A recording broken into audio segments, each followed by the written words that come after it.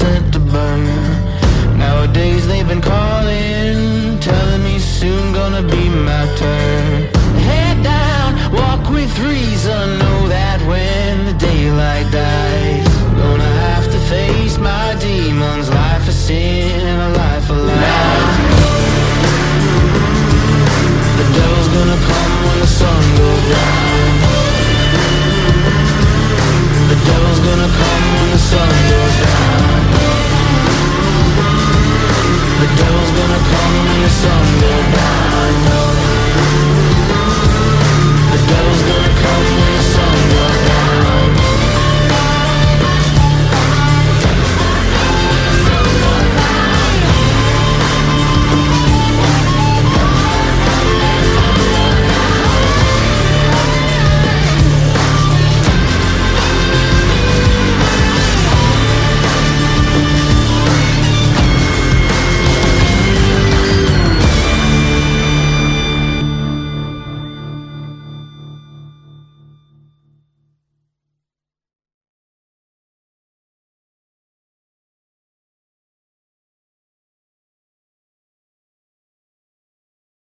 Welcome to The Descent.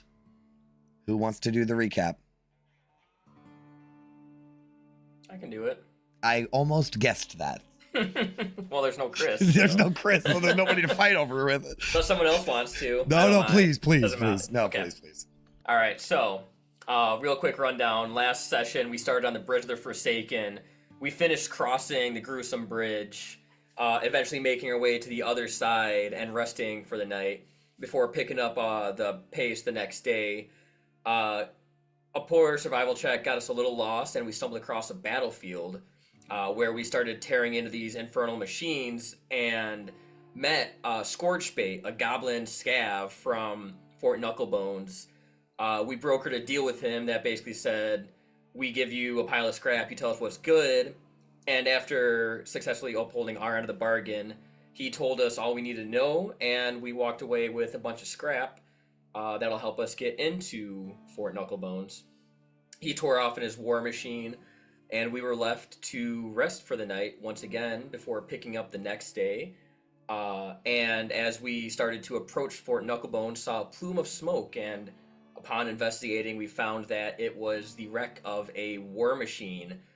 And after looking around and seeing that there's some signs of necromancy, but not being able to salvage anything, we decided to continue back to Knucklebones, where, as we were starting to get closer, a bunch of Infernal War Machines tore past us. And that is where we ended. That is correct. So,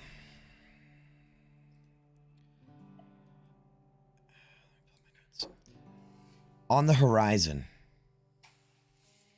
a jagged shape rises from the wastes, wavering in the heat. A rust-colored rock formation, shaped like a gargantuan hand, struggling to tear from the earth. Between its fingers are dark gaps formed by the shadowed recesses, barely visible. And encircling the base is a sprawling, haphazard wall of metal debris, spikes, and bone. Even at this distance, you could see smoke rising in plumes throughout the compound. As you get closer, the metal wall swallows the rocky hand behind its bulk. The wall is a monstrosity of scrap and ruin, built from whatever could be dug up from the wasteland and forced to hold. In some places, immense plates of steel and infernal iron are fused together into sheer, towering sections. In others, the structure is little more than a chaotic heap of rusted war machine carcasses, broken parts, and scrap metal, all piled high and crushed into place. In the center of the wall stands a haphazard gatehouse. The gates themselves are tall, black iron doors, etched with infernal glyphs. They stand intact, likely salvaged relics of some long-forgotten Avernian keep. Smaller doors are set within them, left open, allowing a slow trickle of figures inside. The path leading to the gate is crowded with scavengers and survivors, moving in a slow line toward the entrance. Most are wrapped in tattered, sand-colored cloaks and shawls, their faces obscured by crude goggles and makeshift masks. They wear armor of rusted plates, scavenged bones, and stitched leather, patchworked together from whatever they could find. And I'm going to show you a handout. I'm going to continue reading about the Wastelanders, but I'm going to show you a handout of a little montage, or a collage rather, of Wastelander people. Some of these people lean on crutches, missing limbs, and some are completely mutated with extra arms and warped faces. Only a few among them are human. The crowd is a gathering of the desperate and the damned, devil spawn with curling horns, hunched goblinoids, towering minotaurs, scarred orcs, creatures with fish-like heads, and mantis-limbed insectoids that click and chitter. Others defy any form you've ever known, strange beings of the wastes. They all haul heavy sacks of scavenged scrap or pull sleds laden with twisted machine parts, strange carcasses, or other bizarre offerings, shuffling forward little by little through the towering doors of the gatehouse and disappearing inside. So there must be at least 40 people out here, slowly shuffling their way, and I say people loosely, shuffling their way inside of the fort. That's where we open up for you guys.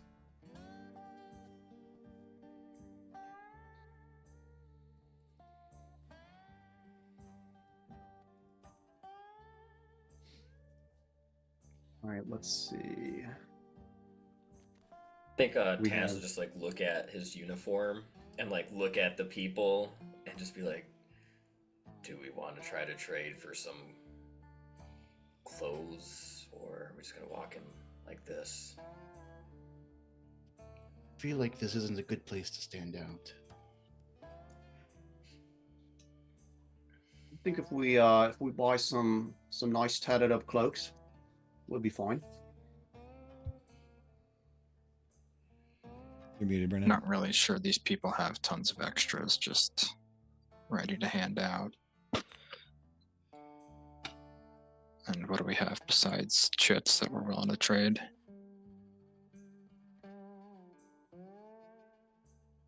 Going in looking like this. It's worth a shot. I mean, get up in the back of the group. See if we can just get a couple, cloaks.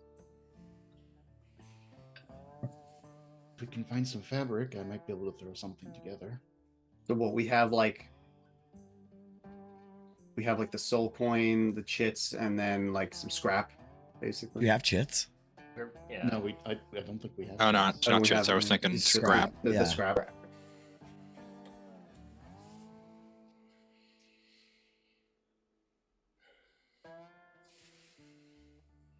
Guess trading for scrap's the best we're gonna get right now.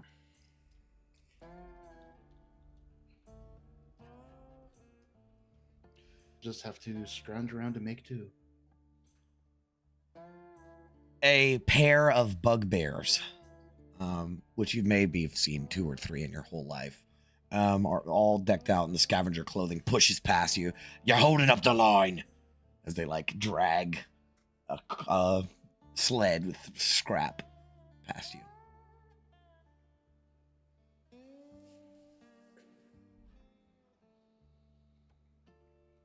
Well, we're not going to get anything here, so let's just get up in the line and start moving. All right, so you guys, it's less of a line and more of like a funneling. But you can notice as you're sort of waiting behind some of these people that the gatehouse leads to a building on the other side that it's like the gatehouse is part of a building. Does that make sense? So it's like once you walk through the gate, there's a building you have to go through and then the fort. But the people here are rough and gruff and fucked up looking and like nothing. It's like walking onto an alien planet. It's like the cantina from Star Wars, right? Just all kinds of creatures like you've never seen before. Very few of them are human. And after a little while, you step inside of the gate. And your eyes take a moment to adjust to the dim, stifling interior. The walls and ceiling are sheathed in ribbed, rusted sheet metal. It's cooler here than outside, but the air is thick, stale, and reeks of oil and sweat.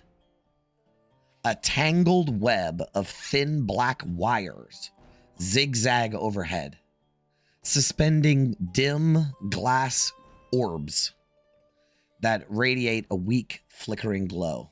Who the freak is this guy? Hold on, Chris just joined the chat. Sure, we invited him. I guess. Where's he at? We don't have a ham. I guess he's just watching, maybe. Okay. These wires that hang above head. Okay, yeah, he said he's just watching.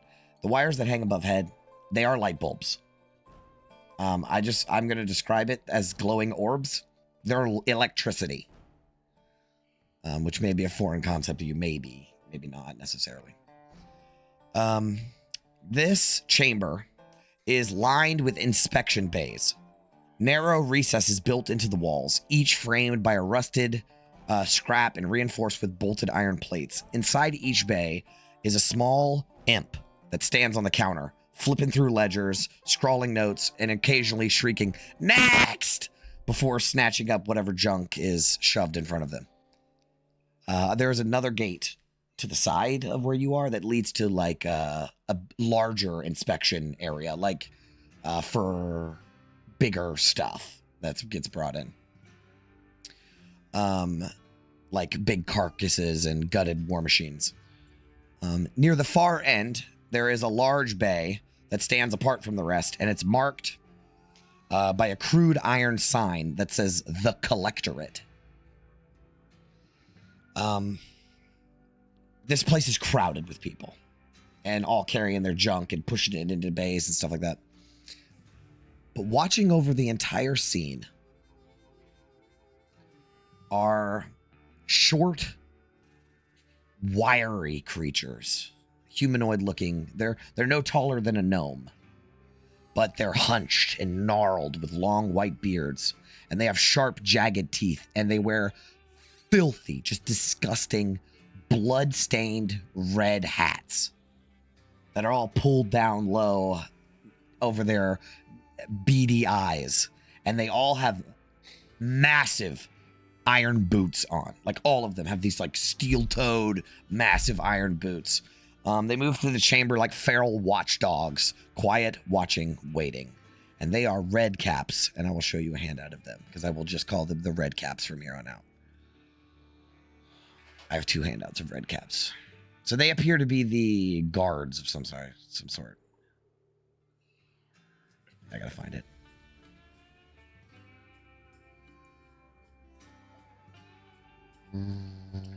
Red cap. They look like this. I kind of prefer the second art I just sent, the Baldur's Gate 3 one. But their hats, you think, used to be like gray or maybe a pale color, but they are stained red with blood. And past all the counters, at the far end of the chamber, is a set of tall iron doors that leads into the fort proper.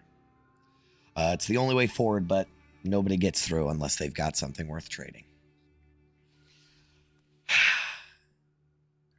And this is just like a crowded area. There is a sort of semblance of a line, but you're not quite sure. What is your guys' like reaction? How are you guys handling this? It's chaotic, noisy. Stick together, gather up all the materials we have. Just like get ready to present and move through as quick as possible. Absolutely.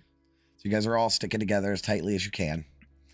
When looming above any who enter Spanning the width of the chamber is a massive sheet of rusted metal that hangs from chains. The laws of Fort Knucklebone are carved and painted on this large sign. There's no missing them. And this is the laws of Fort Knucklebone. And I'm going to read them. So it says a number one, and it says no blood on the fingers, and that's carved into it. And then below that, carved into it, it says no fighting inside the walls. And then painted, as if added afterwards, is no killing, no murder, no slaying, no duels, no brawls, and they're all different color paint too. Like, these are different occurrences that happened where someone was trying to get away with a wording because we are in hell, right? So they're like, oh, but it doesn't say no combats. So it says no duels, no brawls, no bloodshed, no combats, no battles, no hit jobs, no assassinations, no executions, no stabbing, no strangling, no beheadings, and no corpse making. Rule number 2, carved into it, the track decides. All grudges, disputes, and scores get settled in the death races. Winner takes all, no exceptions. Spill blood inside the walls, and you'll work the furnace. Number 3, no trade, no entry. Got nothing, get lost. Rule number 4, a deal is a deal. Strike a bargain, you see it through. Bust a deal, work the furnace. Number 5, no light hands. Get caught stealing, work the furnace till your debt's paid. Number 6, no begging. Nobody's given, so don't ask. Number 7, no freeloaders. Sleep ain't free. Work, barter, or bet, or find somewhere else to rot. No bleeding. Dying, do it outside. And then in parentheses, it says, if you die inside the walls, your corpse belongs to the fort. No exceptions. Rictus word is law. The Shatterkai speaks, you listen. Don't furnace. Number 10 is Mad Maggie rules. She built it, she owns it. Cause trouble, you work the furnace. Commit treason, you won't work ever again.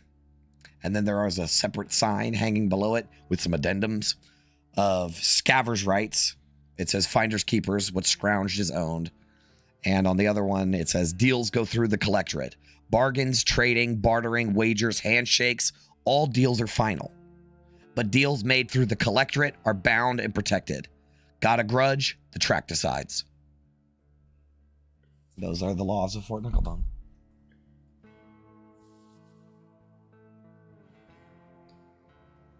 Well, I'll give them one thing. It's certainly not anarchy down here.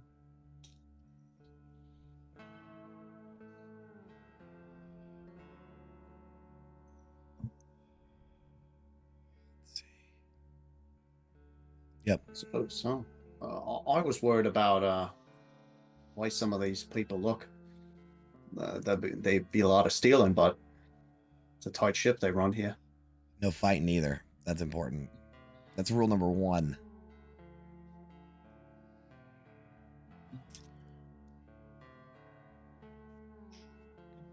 So you guys are just going to wait in line until it's your time? It is that sort of, I don't know if you guys have ever seen Hitchhiker's Guide to the Galaxy, but there's this scene where they're like waiting in line to go to this municipal building, and there's like a bunch of aliens in line.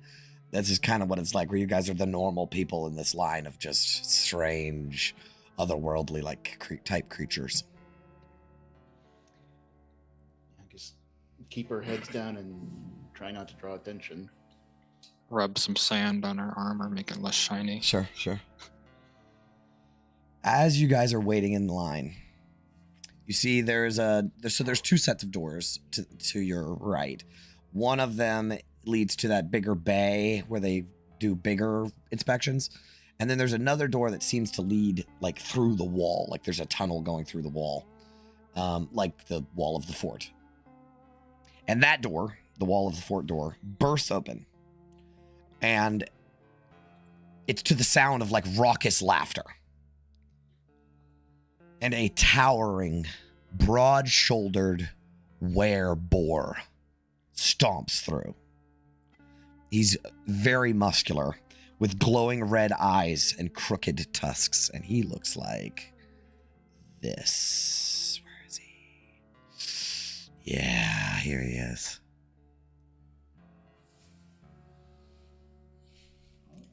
And he is surrounded on all sides by a sort of gang, what appear to be ragged were-rats in scrap armor and crude metal masks, and were vultures draped in patchwork leather and tattered scarves. And let me show you a handout of them.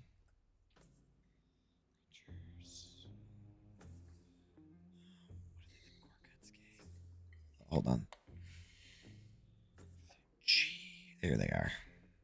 So here's some ideas of what the were-rats look like.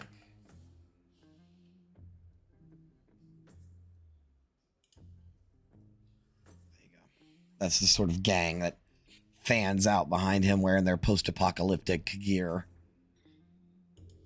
And you notice that strapped to this were-boar's back is a maul. But it's not so much a maul as it is an entire infernal engine block on the end of a stick that he has on his back, and it smokes ever so slightly as if he can turn it on and hit people with this engine block on a stick. They move with loud, swaggering confidence, laughing and barking, and other people around you begin to slink away, keeping their eyes down.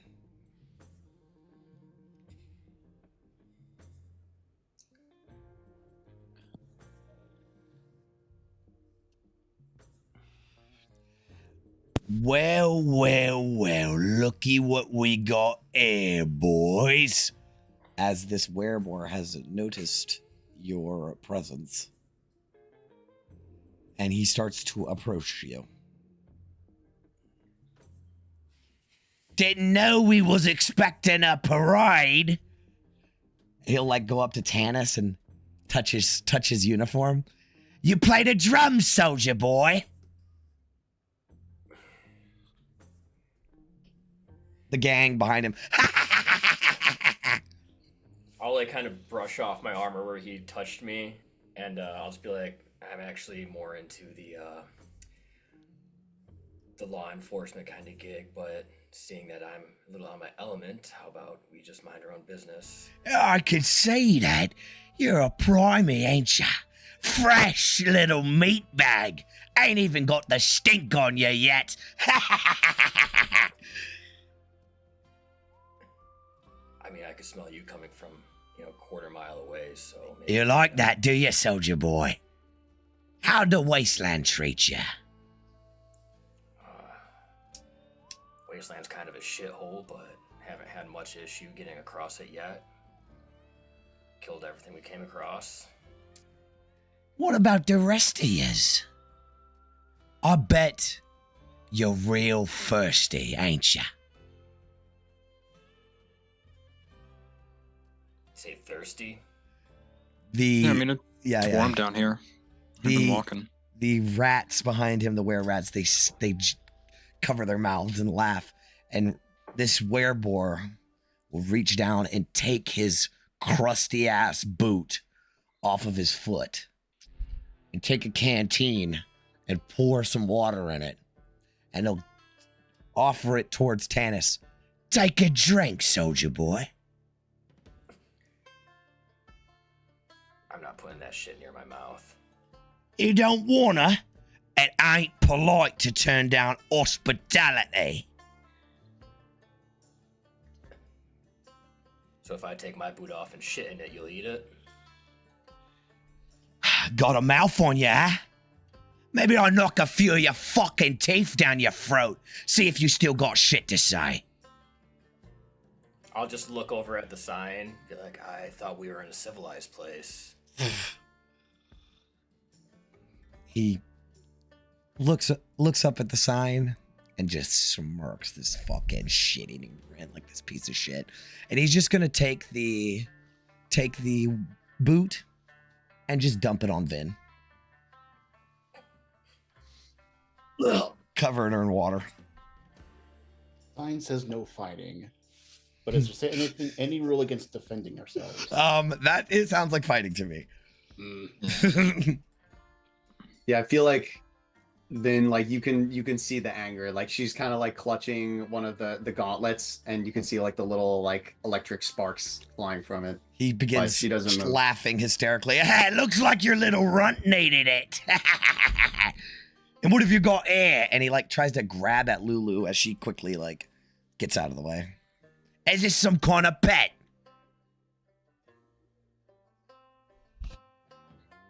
Hello. I'm not a pet. And he's just, I think he'll be like, well, you look like a freak show. You look normal. I'm a ragga-dragga.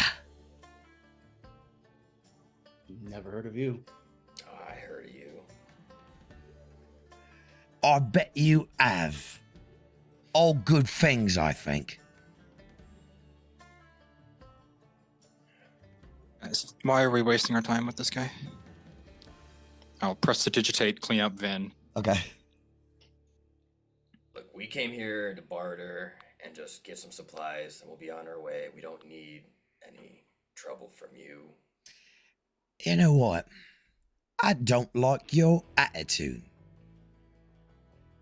You know what I think of it? And he just spits on your shirt. That's what I think of it. The gang behind him is losing their fucking minds. They're having a great time.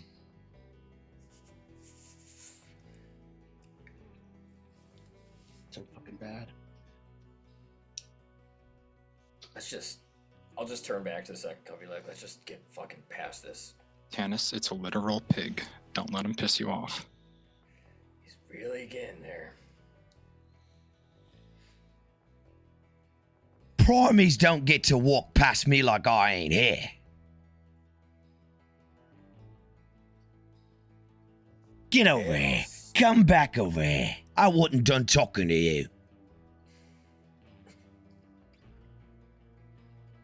What is it you want then? Trying to make a deal? He's just trying to piss us off, and Is the runt talking? Ain't you the sorriest little sop I ever did seen? And what kind of joke outfit is this anyways? Maybe I oughta, and he like grabs on to Vin, he grabs onto like a piece of your armor, like the center chest thing. Says, maybe I oughta rip a piece off. See what's under that frills.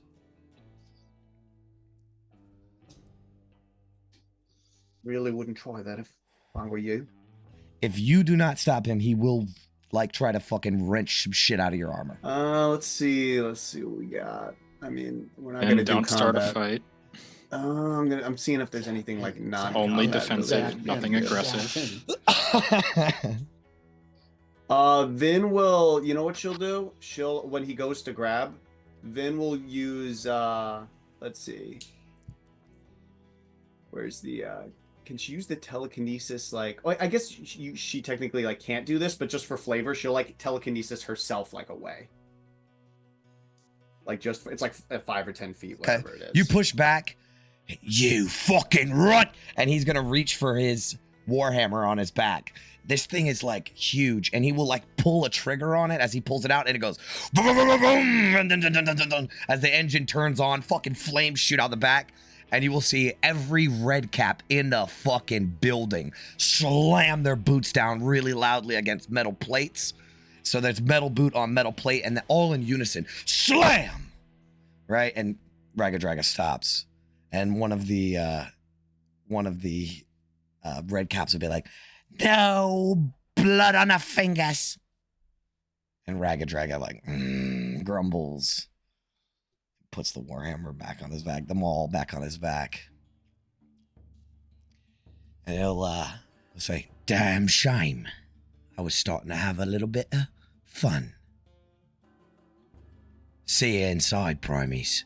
And he'll like yank on Lulu's trunk and fucking head out.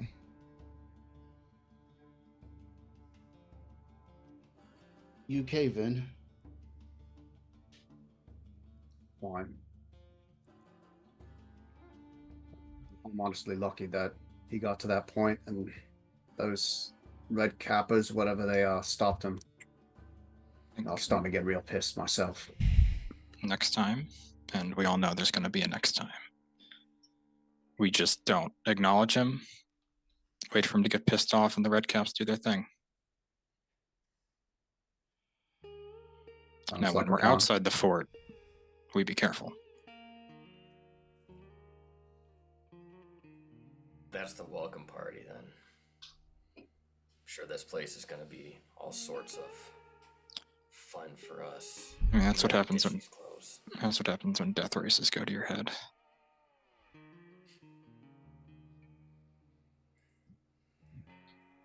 You Right all hospitality, indeed. You all hear a voice say, "Next!" And you guys are up. So you will find that following the voice lead you to that final bay, actually, with the sign that says the Collectorate. Behind the counter, there is a fat, bloated devil. He has red, leathery skin, slick with sweat, under this dim light bulb above his head. He has his bare, sagging gut spills out from an open, tattered robe, and he has thick, clawed fingers adorned with gaudy golden rings that drum lazily on the counter. A forked tongue flicks out of his cracked lips. Let me show you a handout of this guy, as he is the Collectorate. The Collectorate. Yeah, love this guy. It also appears that he has like vestigial wings on his back that like are long since like dead, but they're just like little tiny little actual bat-sized wings on his back. And what are you trading? We got scrap, we got a coin. A soul coin? Well, let's have a look then. I think it's in my amulet. You could have, if you knew better, already have gotten it if you wanted. Oh yeah, okay, then it would probably be in the bag of holding, if that's the case. Okay, so Vin, you have the soul coin. Yep, she'll pull it out easily enough.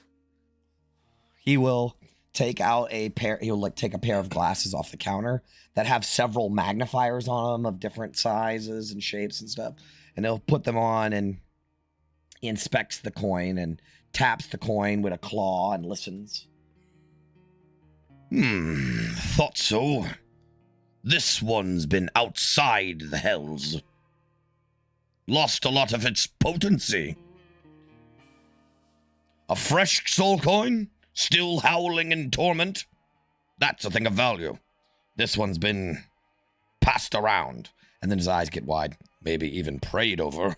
He like pushes it back towards you guys. It's not worth what it used to be. It's a good start, but you need more to grease the gate. We have scrap from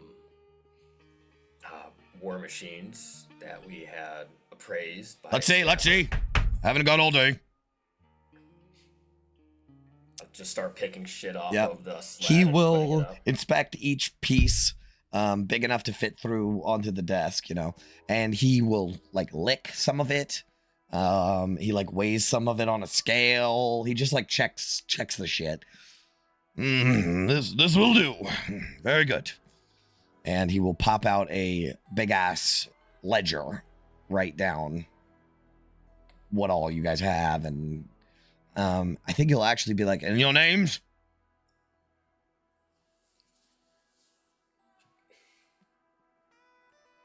Tannis. Vin? Ophelia. August. And then London says, nope, I was going to say something funny, but I'm in love with Feria. London. It's pretty easy to roleplay as London. You just pretend to, Jinx. yeah, 20-year-old lover boy. 20-year-old lover boy. After he signs you all in, he says, "Consider yourselves welcome to Fort Knucklebones. Word of caution, mind the law. I don't like seeing primies ending up at the furnace on their first day." He does this really wet, like, chuckle. It's really nasty sounding. Thanks for being normal. With all sincerity. After he, like, licked the coin and... He wasn't a dick, though. No. I mean, he's a businessman. All right, so you guys are welcome to enter the fort proper. Are you ready? Yeah. Yeah, all good. All right, I will pull you over to the map of Fort Knucklebones.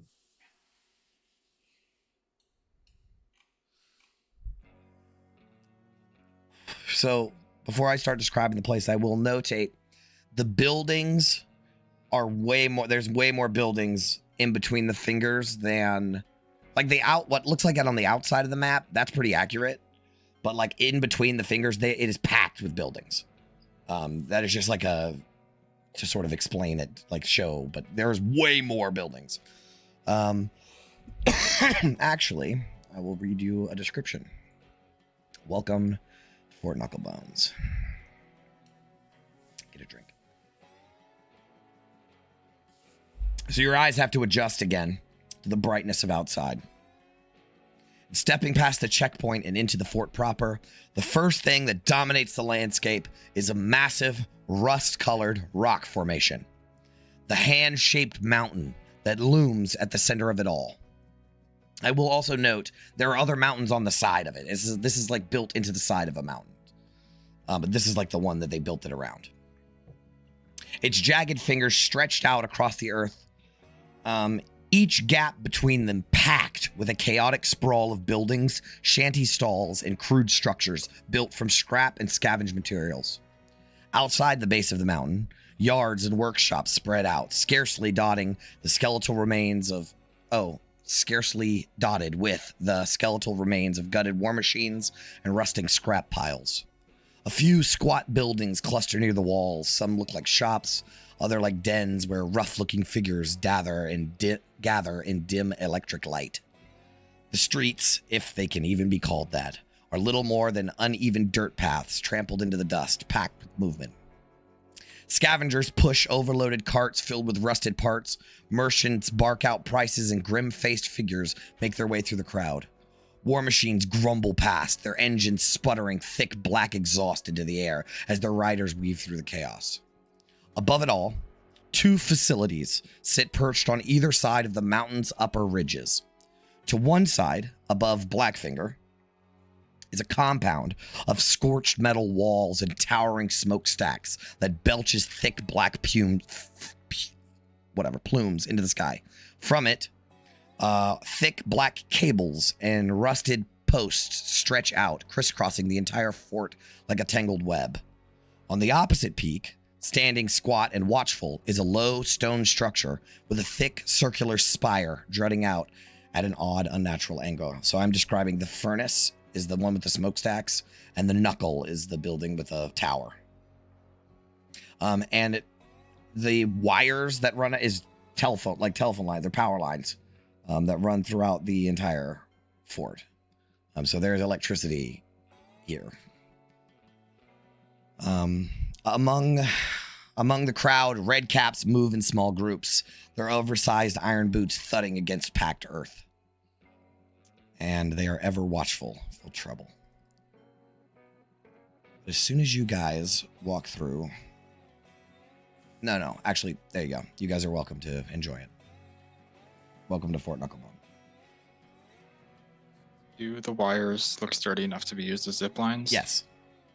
Sick. Yes. In fact, if you can like squint your eyes, you can tell that from Blackfinger to the furnace, there are cable cars that run up products and stuff from the furnace and back down.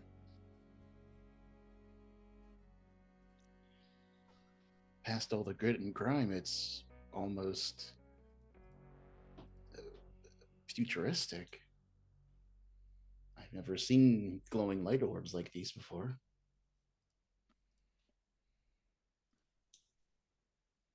all connected by these wiry looking rope things. Seems I like a don't quite waste know of how good it magic. works. It's probably just a spell. I've heard it. Well, we had these back in Elturel before it descended. Only in the upper class districts, though.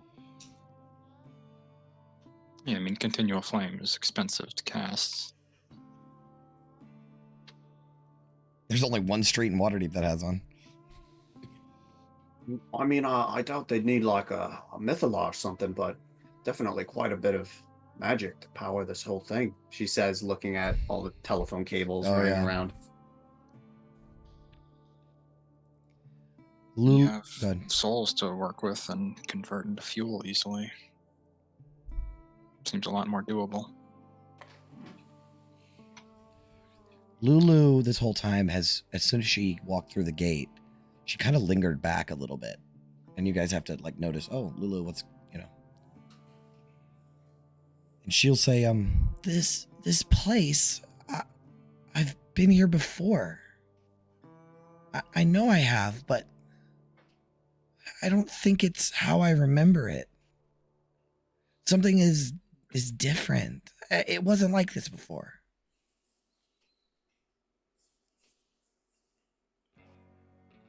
Less built up, or I don't know. I know I was here, but I don't know when or why. I feel like a lot has changed, but I'm not sure.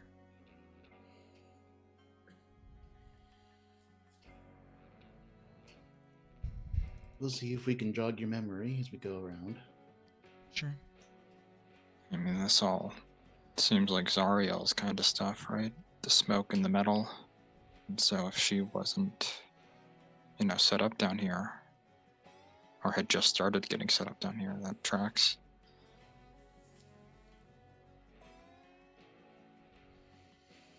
Okay. Well, where to? What do you guys want to do?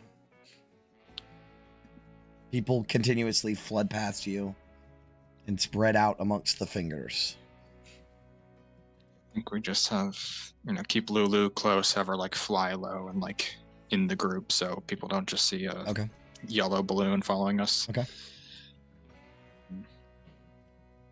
I guess we just go for the rust finger, look for the magpies, and pray they remember Lulu and want to help us. All right, that's the plan. Head towards the rust finger. You may have to ask which one is the rust finger because they are not labeled. So actually, as you guys are walking through, you will see a orc, like a full-blooded orc, wearing a straw hat, and scarf thing around his neck.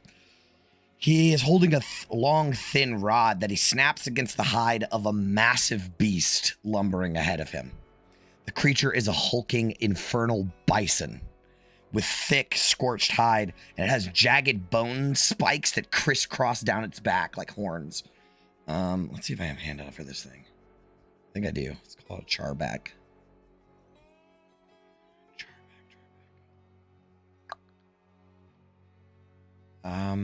I don't know where it is. So, there's that. No, I don't know what happened to it. That sucks. That was a good handout. I'll show you guys later. So you can ask him for directions if you'd like.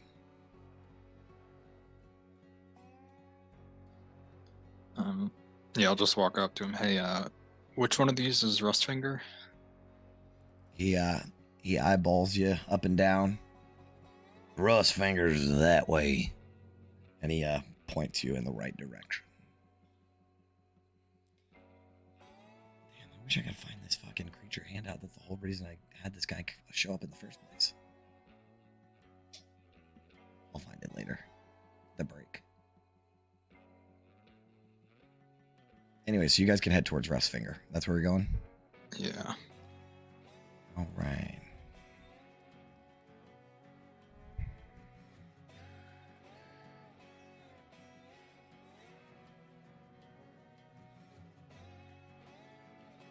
So I'll send you the handout first. So this is basically what all the fingers look like in a general term. It's more of a concept art kind of style thing. So the fingers are like ridges, and there's like a valley between them, and all of the buildings are sort of packed through there. I'll describe it. So this is Rust's finger specifically. The first thing that you notice is the acrid stench of burning metal, scorched oil, and black smoke chokes the air, mixing with the constant clang of hammers and the grinding whine of saws tearing through iron. Piles of scrap and twisted wreckage are strewn across the district. A wide thoroughfare cuts through the heart of Rustfinger, kept clear for the war machines and haulers that occasionally rumble through. To the sides, between workshops, repair yards, and vendors, rows of infernal engines and salvage war machines sit in various states of repair, vendors hawking them to scavengers passing by. Enormous cranes and chain rigs creak as they hoist entire wrecks, shifting them from one yard to another.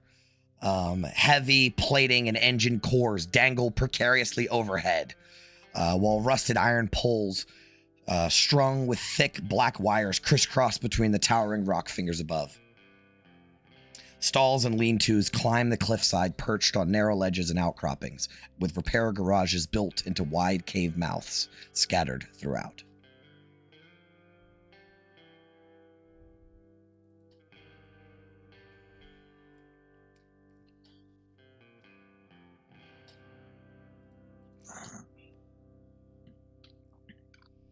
I don't want to split up in this place, so if it takes a little longer, it takes a little longer, but I think we just start asking around for our quarry. Okay. Why don't everybody or one person with advantage, something like that, make persuasion or...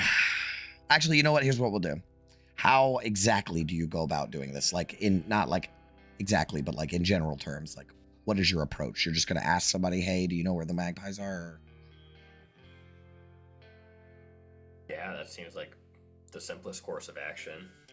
Can't think of anything more specific. All right, that does sound We like also a- know that good. we also know that they run a garage, right? Mm-hmm. I mean, we could also just try to find like some sort of garage looking. Imagine there's dozens in this place. Well, how about we split it 50-50? Maybe, yeah, somebody persuasion with advantage and somebody investigate with advantage. We'll see who comes up with the... With pretty decent persuasion. Ben's got the investigation for sure.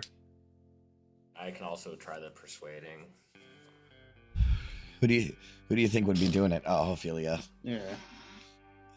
Okay. So, Ophelia, as you ask around, you get a lot of either infernal or undercommon. That's another language. So I don't know if any of you know undercommon, but you get that a lot here too. A little bit of Ignan. But I will say not everyone here speaks common. But everyone here speaks deals and bartering and selling. So when you, Ophelia, as you're coming up to people, they're it's like in a foreign country, you're like going through the market and you're like trying to ask for directions and they're like, oh, you want to buy this? Yeah, come buy this. Yeah. Because you don't understand each other. And she has absolutely no fucks to give about that, which is why she rolled so low. She's not willing to make a deal. But Too Vin, much time in Eltro, Ophelia. actually, one thing that you do notice is on one side of, on the west, I guess, side of the Rustfinger, there is a trench that runs along the side of Rustfinger. And here there are several forges set up. And like almost like a conveyor belt like system where there are workers, some of which are chained up, smelting down scrap parts into weapons, new parts, all kinds of stuff. It's an entire like industrious trench that runs down the west side of Rustfinger. But as of after a minute, then you think you find it because you find a place that has a battered metal sign hanging from rusted chains, painted with a crude black bird clutching a wrench. All right, yeah. Once she sees that, she'll point over to it and be like, "I think that's our lead right there." Sure, you will all see a war machine garage built into the side of Rustfinger's rocky cliff. Half cave, half workshop. A patched metal facade extends from the rock face, reinforced with salvage plating and bolted scrap. 3 large garage doors are set into the structure, one of them permanently jammed halfway open, exposing a dimly lit workspace filled with hanging chains, cluttered tool racks, and half-assembled machine parts. A warped crane arm juts out from the rock above the entrance, and that's where the sign hangs. And scattered around the entrance are piles of war machine parts that have little writing on them as if they're for sale. But this is, you think this is the place. There's also a little door set into the side that must lead to the office.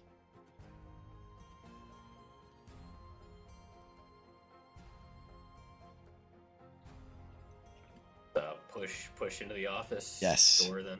So the entry opens into a makeshift office. Its walls patched with salvage metal plating.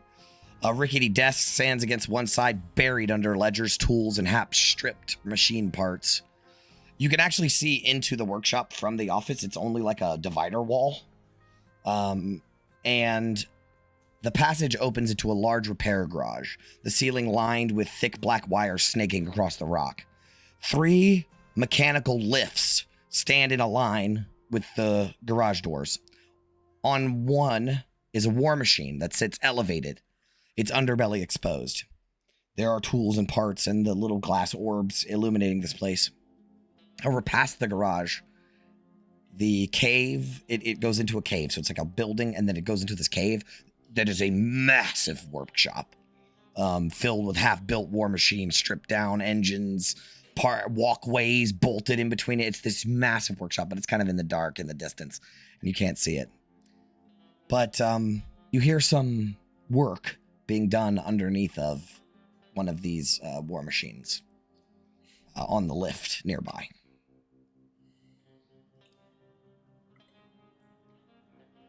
I'm assuming there's no bell. Nope. I'll walk over to the war machine and just kind of bend down and like look underneath it. Okay. So Sam, I'd like for you to join us, please. And I would like for you to tell everybody what he sees, the character that he sees working on this war machine. Yeah, of course. So, Tanis, you walk up to the war machine, kind of bend down, and you see this humanoid construct of some kind working on this large war machine. As you bend down, you see various parts of metal and scrap that make up his body, like patchwork. Worn scabbers clothing covers most of his mechanical cogs and wiring. He's got a belt around him that's got like tools, and there's tools laid everywhere around him as he's like beating on something. And on his head, you see this wide-brimmed brown hat, and you see him tinkering away. Without looking up, he says, hey, you mind handing me that wrench over there? That one next to your foot? I'm assuming this is a wrench. Yeah, that's the one. That's the one. And he takes it and he's kind of tinkering and like, oh, yeah, there we go. That's right. And he gets out and he doesn't even look at you. He just hops up on the war machine. He turns it over. Click, click, click, click. This thing is loud. Like, yes. Loudest thing you've ever heard. And all of a sudden, the thing dies on him. And he's like, damn it, I knew I should have replaced that part. Anyway, I'm sorry. My name's Gunnar. What are you wearing? This is my it's my uniform, but anyways, that's not why I'm here to talk about my clothing. Well, you seems like you're new around here. You might want to change that out, maybe in something a little more fitting. People might think you're Not from around here. Where are you from anyway? We're primies. We with the rest of my company. What are you? Hello. I'll just leave it at that. What are you? My name's Gunner. I'm technically a warforged, as they say. But you know, I don't think of it that way. I'm just another soul in Avernus trying to make my way in the wastelands. But yeah, technically I'm a warforged. I was built for war, I guess. That's what they say. Like an iron golem? A little bit, I guess. I like to see it like that. Yeah, thank you. I'll take that as a compliment. Who built you? Anyway, what can I do for you, fellas? We're looking for some Kenku. Oh yeah, I know some Kenku. They're actually in the back of the shop here. Are you talking about Chukka and Clonk? We don't actually know their names. We know an old friend of theirs. Oh let me are they still in the back of the shop? They I'm are. assuming? They are. Okay. Well, let me take you back to the shop and maybe you know them or not. We'll see. And I lead them into the back of the shop. Absolutely. So you guys follow this metallic man as he his servos as he walks, and this you step into a cave. So this is no longer like a workshop. It's half workshop, half cave. There is just so much crap back here. But in the very back, there is a huge war machine, fully constructed, covered in spikes and chains. It's got a small wrecking ball hanging from the back like a tail. And the you can hear the sounds of metal and grinding coming from like another war machine scrap. And you can, if you guys check over there, you will see 2 Kenku. Let me pull out their handouts. So one of them is slightly taller than the other. And they appear to be wearing Wastelander outfits. One of them has a metal mask over his eyes. The other one is doing most of the work, while this scrawnier one sort of sits on top of the war machine. They don't seem to have noticed you. They seem to be enthralled in their business. I'll yell up to him. Hey, Chukka, Clonk, you guys busy? One of the one that's underneath the machine will roll out, and in a voice that does not belong to him, he'll say, "What do you want?" And the other one will say, "What's it worth to you?" I turned back to you guys, and I'm like, unfortunately, their communication skills are not all there, but I'll leave you to it. And I'll kind of hang around the shop with you guys, but... Thank you. We don't mean to interrupt, but we were hoping you knew a friend of ours, and I'll kind of gesture to Lulu. They tilt their heads, and in like a goblin-y voice, it'd be like, yeah, take it or leave it. And the other one will say, "Don't waste my time. Say what you want." But they don't seem to acknowledge, like, this creature at all. Lulu's like, "I'm sorry, guys. I don't remember them. I got nothing." And then the magpies look at each other. And they start jumping up and down. "Now that's got some kick to it!" And then one of them will say, "That's a good goddamn deal. Best deal in Knucklebones." And both of the magpies will run up to Lulu. And in Lulu's voice will say, "I love you guys." And Lulu gasps. When suddenly, August, you're ripped out of the scene, and Lulu is also ripped out of this moment. As Lulu floats into the air, glowing, And August and her eyes both light up with this golden energy. And we get a little bit of memories from Lulu. So let me pull those up real quick. Here we go. Vision 1. You feel a crushing, suffocating weight. The feeling of being entombed in a warm, spongy, damp substance. A reddish glow suffuses your surroundings, throbbing like a heartbeat. Panic stirs as the need to escape take hold. Your limbs are weak and lethargic as you strain against the pulpy mass. At first a feeble twitch, and then a desperate shove. The walls around you stretch, resist, and then finally give way with a wet, tearing rip. A blast of hot, dry wind stings your skin under your slime-coated fur.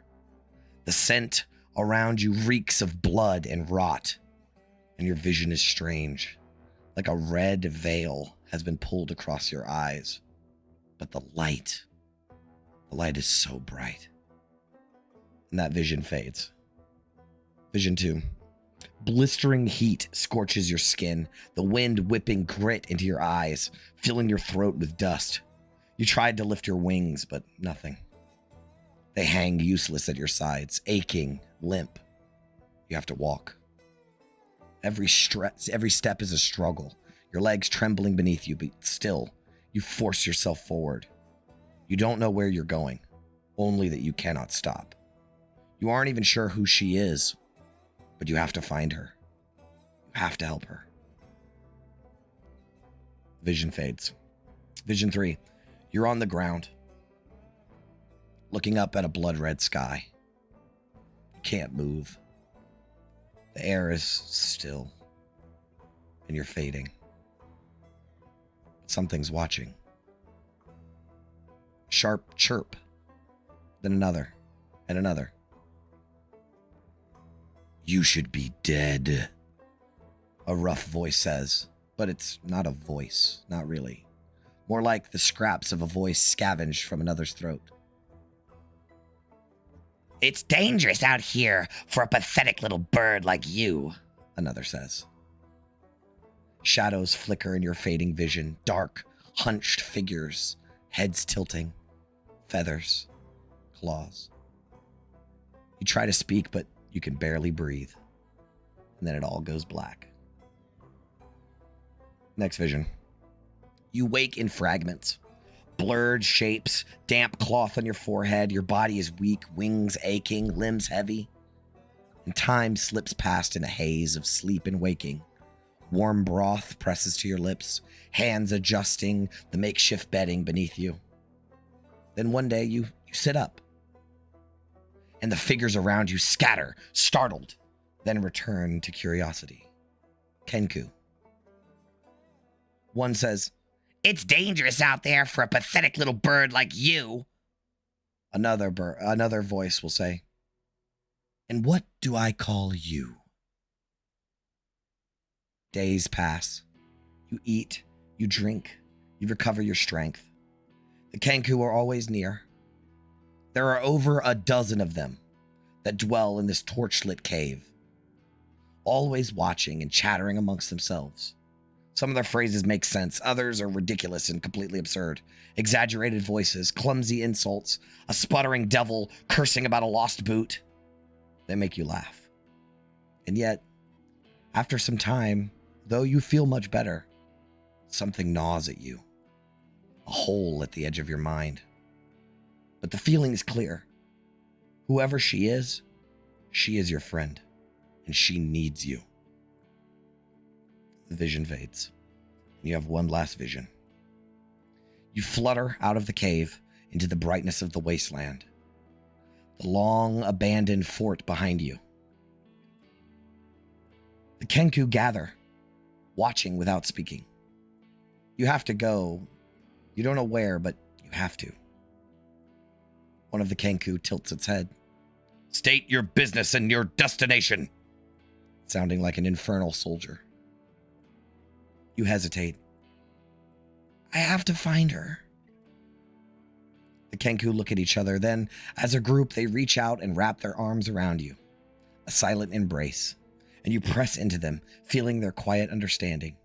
Slowly, they let you go. Thank you for saving me. I love you guys.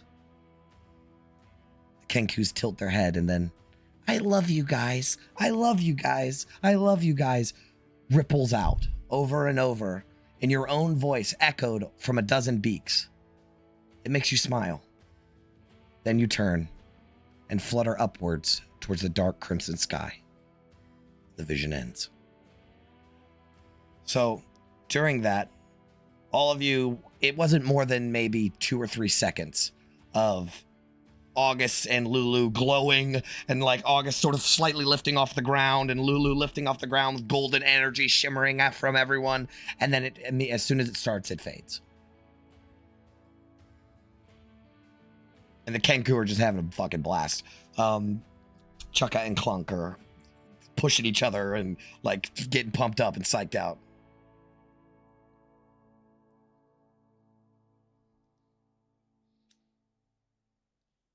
So it worked. Worked at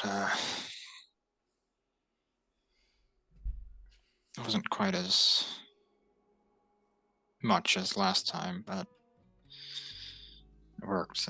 Lulu, you're okay? Yeah, I remember. Kind of. I don't remember you. And she like looks over towards Chukka and Clunk.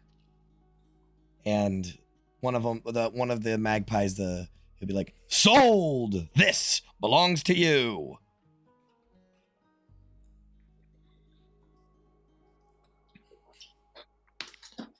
Did you get it? Did you learn where the sword is? No. I'm sorry.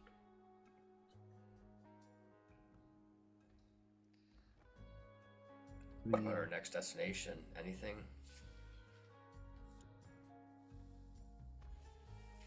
No. All right. The Kenku are starting to surround Lulu. A bit overwhelming for her. And they're making a sound like a rock falling into a canyon. Like an echo. And then they'll repeat it. I love you guys. And then the rock falling. Are they trying to describe where this vision was? Some sort of cavern? The Kenku one of the Kenku will look over, the bigger one will look over at you, and it'll say, don't lose it now. It's important. And then the other one will push on his shoulders and say, don't you talk about my mother that way. I'll look back to Gunner and just be like, do you know what they're saying? I told you they weren't all there, with communication. But I'm not sure. It takes me a while to kind of interpret what they're saying. Do I know? Your guesses are just as good as everyone else's. Okay. In fact, Chukka will he'll point to his face and he'll say, This is from an old engine. They don't make them like this anymore. Antique, priceless. I'll say, you could say that again. That's all right. What if you spend a little time with them? I think you can figure out what they're trying to say.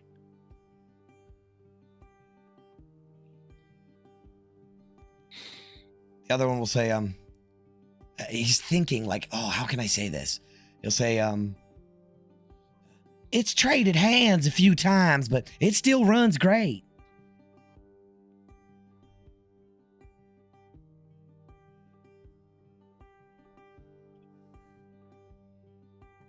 The other one will push him and be like, don't you talk about my mother that way.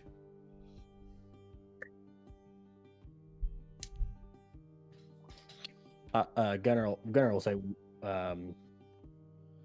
what are you guys looking for something in particular, or what's going on?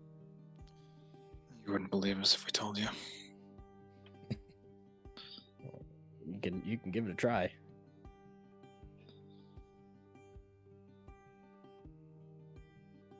How much do you know about what happens outside of the fort?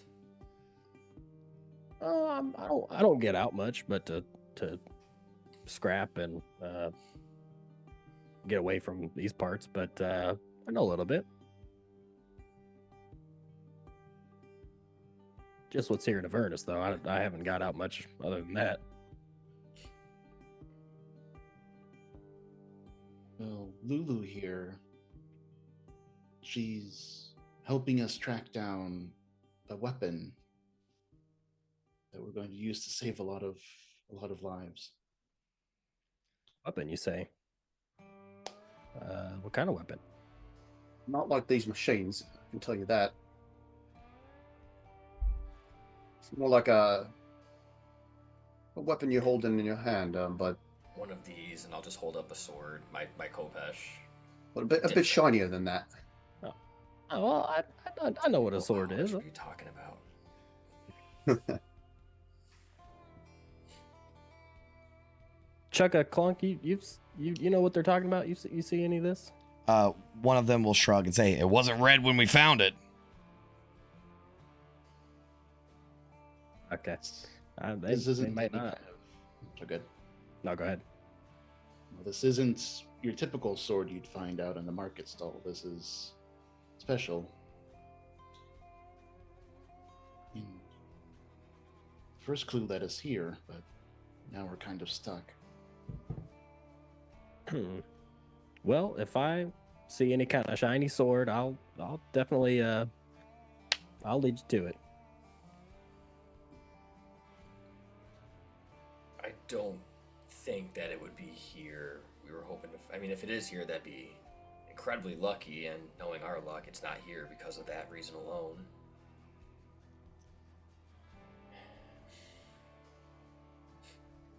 Look, Chukka Clunk, you found Lulu here. They shake their head no. Not here. You found Lulu. Here is Lulu. You never found Lulu. There's a difference. They were different Kenkus that found her. Oh. They nod. They nod. Do you know those other Kenkus? They nod. They nod. They nod. And then he'll shout, "Don't you talk about my mother that way!" Oh, I get it. Is it your mother? Your parents had found her. Kind of. He's like shrugs, like, "Yeah, close enough." Are they still with us? No deal. Sorry. I'm sorry as well. He'll say, the one that you're talking to will say, "That was back when things around here was different. Lots changed since then." As if it's some sort of drunk countryman in the bar. Long time ago?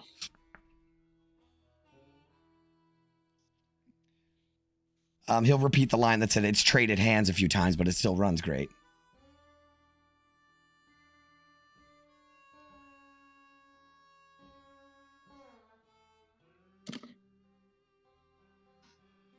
Do you know where this location was that your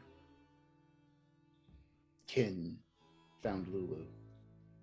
He like puts his hand up and he'll say, "Always been magpies in Fort Knucklebones." Here, got it. They were ousted by who was it, Mad Maggie? She's who runs the place. He nods. Oh, I bet they have lines about Mad Maggie. Oh yeah. Mad Maggie don't like trouble.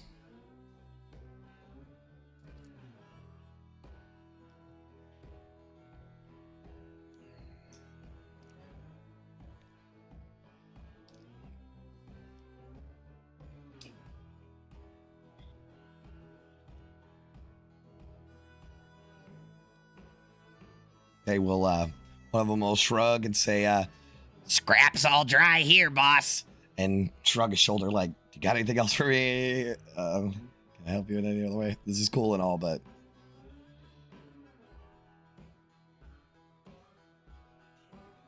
Got any clothes to barter? They look back and forth at each other. When you guys hear the door to the office slam open from way back in the front, and a voice echo out through the cave. All right, birds, time's up. I've come to claim my new war machine.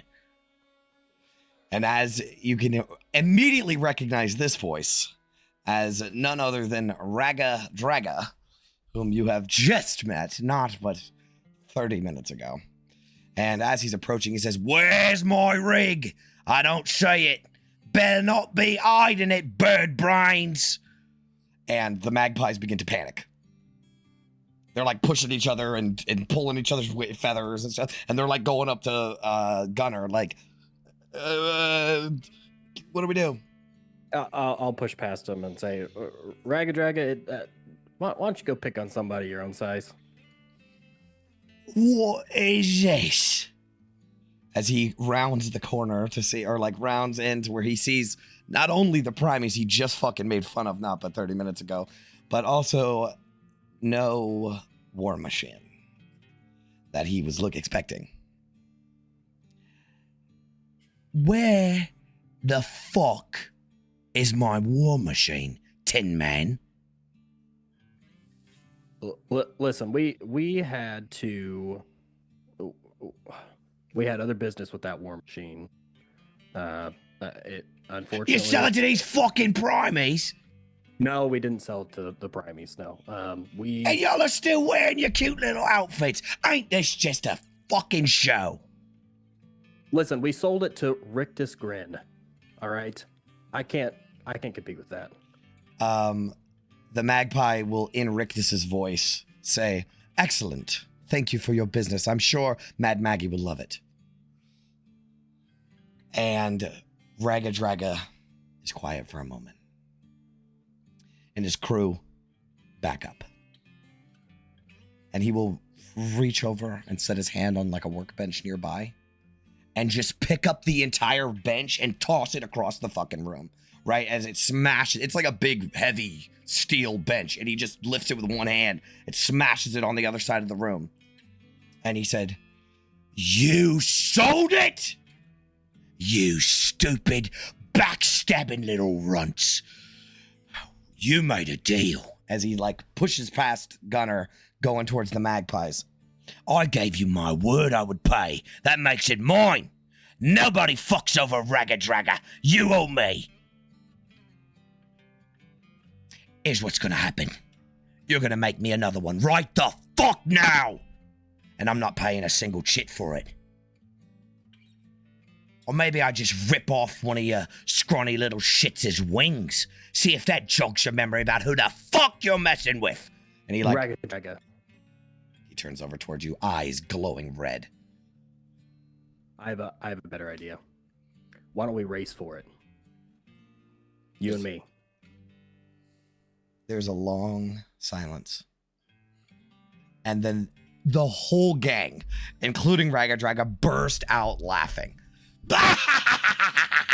You race me? That's what I said. Last time you entered the race, your pile of junk died before the damn thing even started. And all the gang erupts into laughter. He'll come up and tap a claw against your forehead. Clink, clink, clink. Ain't you supposed to be smart? For all that metal in your head made you think real good like, and it'll like push you. Yeah, well, it won't happen like this again. I'll get it started. I'll finish that race. How about this? How about this? We race, and if I win, I get your rig, and if you win, you get my rig. He crosses his arm.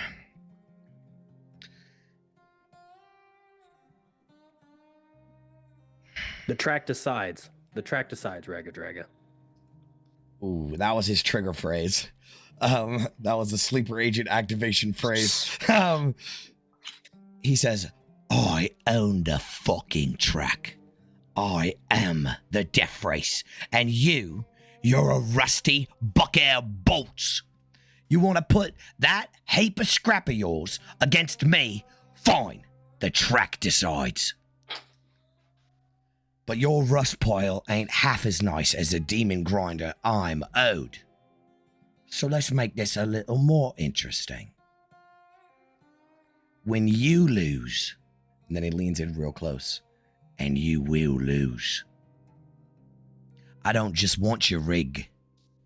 I want you. And he like puts a grimy finger on your little glowing chest orb. Been wondering what makes you tick. I'll just have to take you apart, piece by piece. Crack that little skull open. See if you got some parts I can use for my new machine. So what'll it be, Tin Man? You got the brass bolts? And he like grabs his junk and fucking the crowd behind him like goes wild. I'll stick out my hand and say, fine, it's a deal. He spits on his hand. But we make this official. No backing out of deals this time. I'd like that very much. We'll have it bound up proper this time. Day of the race. We make this official with the collectorate. Fine by me. And if I don't see you, I'll come back and tear this place apart. Deal? You have a deal. You guys shake on it? Shake on it. Shake on it. All right, fuck it. Let's race. And he will like do his fingers like this to like turn his crew around. And as they start to walk out without looking at you, he'll say, try not to break down on the starting line again. See you on a track, Tin Man. And he will leave. Well, that was interesting. The Kenku are loving it. They're like, ha, you're all right, little birdie. And they're making clapping noises with their beaks. In your voice, they'll say, the track decides. You signed up for quite something there. Yeah, sorry you had to see that, folks. You've been dealing with him longer than we have, and I gotta say, I commend you for standing up to him. Yeah, I've unfortunately had to deal with Ragged Dragon for a while now, and I've noticed that you just have to not let him get to you. You just have to let it brush off your shoulder. But yeah, unfortunately, I made a deal. We'll the track does decide. So, yeah, we'll see how that goes. And he's kind of like somber a little bit. It's like, what have I just done? I mean, you got a war machine to ride. I mean, I don't know much, but most of these look in progress, so to speak. Yeah, I got one. That one that you first saw when you came in. That's one I've been working on for a while, and I got it going one time. Took it out on that track, and unfortunately, Ragged Dragon's right. Took it out there and stalled on the starting line. But I think it's going to work this time. I do need to go out and get a part that unfortunately I just blew, but I think it'll run. I think I'll win this time. One of the Kenkus will push into your shoulder and be like, it runs hot and fast. That's like one of a voice that he's heard. That it does. Unfortunately, I'm only missing one thing. I need a crew. It takes more than one person to run a war machine. I know it'd be a lot to ask, but I can help you out in some way. I can repay you. I'd say you've already helped us a little bit. I mean, bit of a big ask, but listen, I can't speak for the rest of my team, but I'm quite curious about these war machines. I'd gladly join you. I wouldn't mind knocking Ragadaga down a few pegs. He's left a rather bad impression on us the first time we met.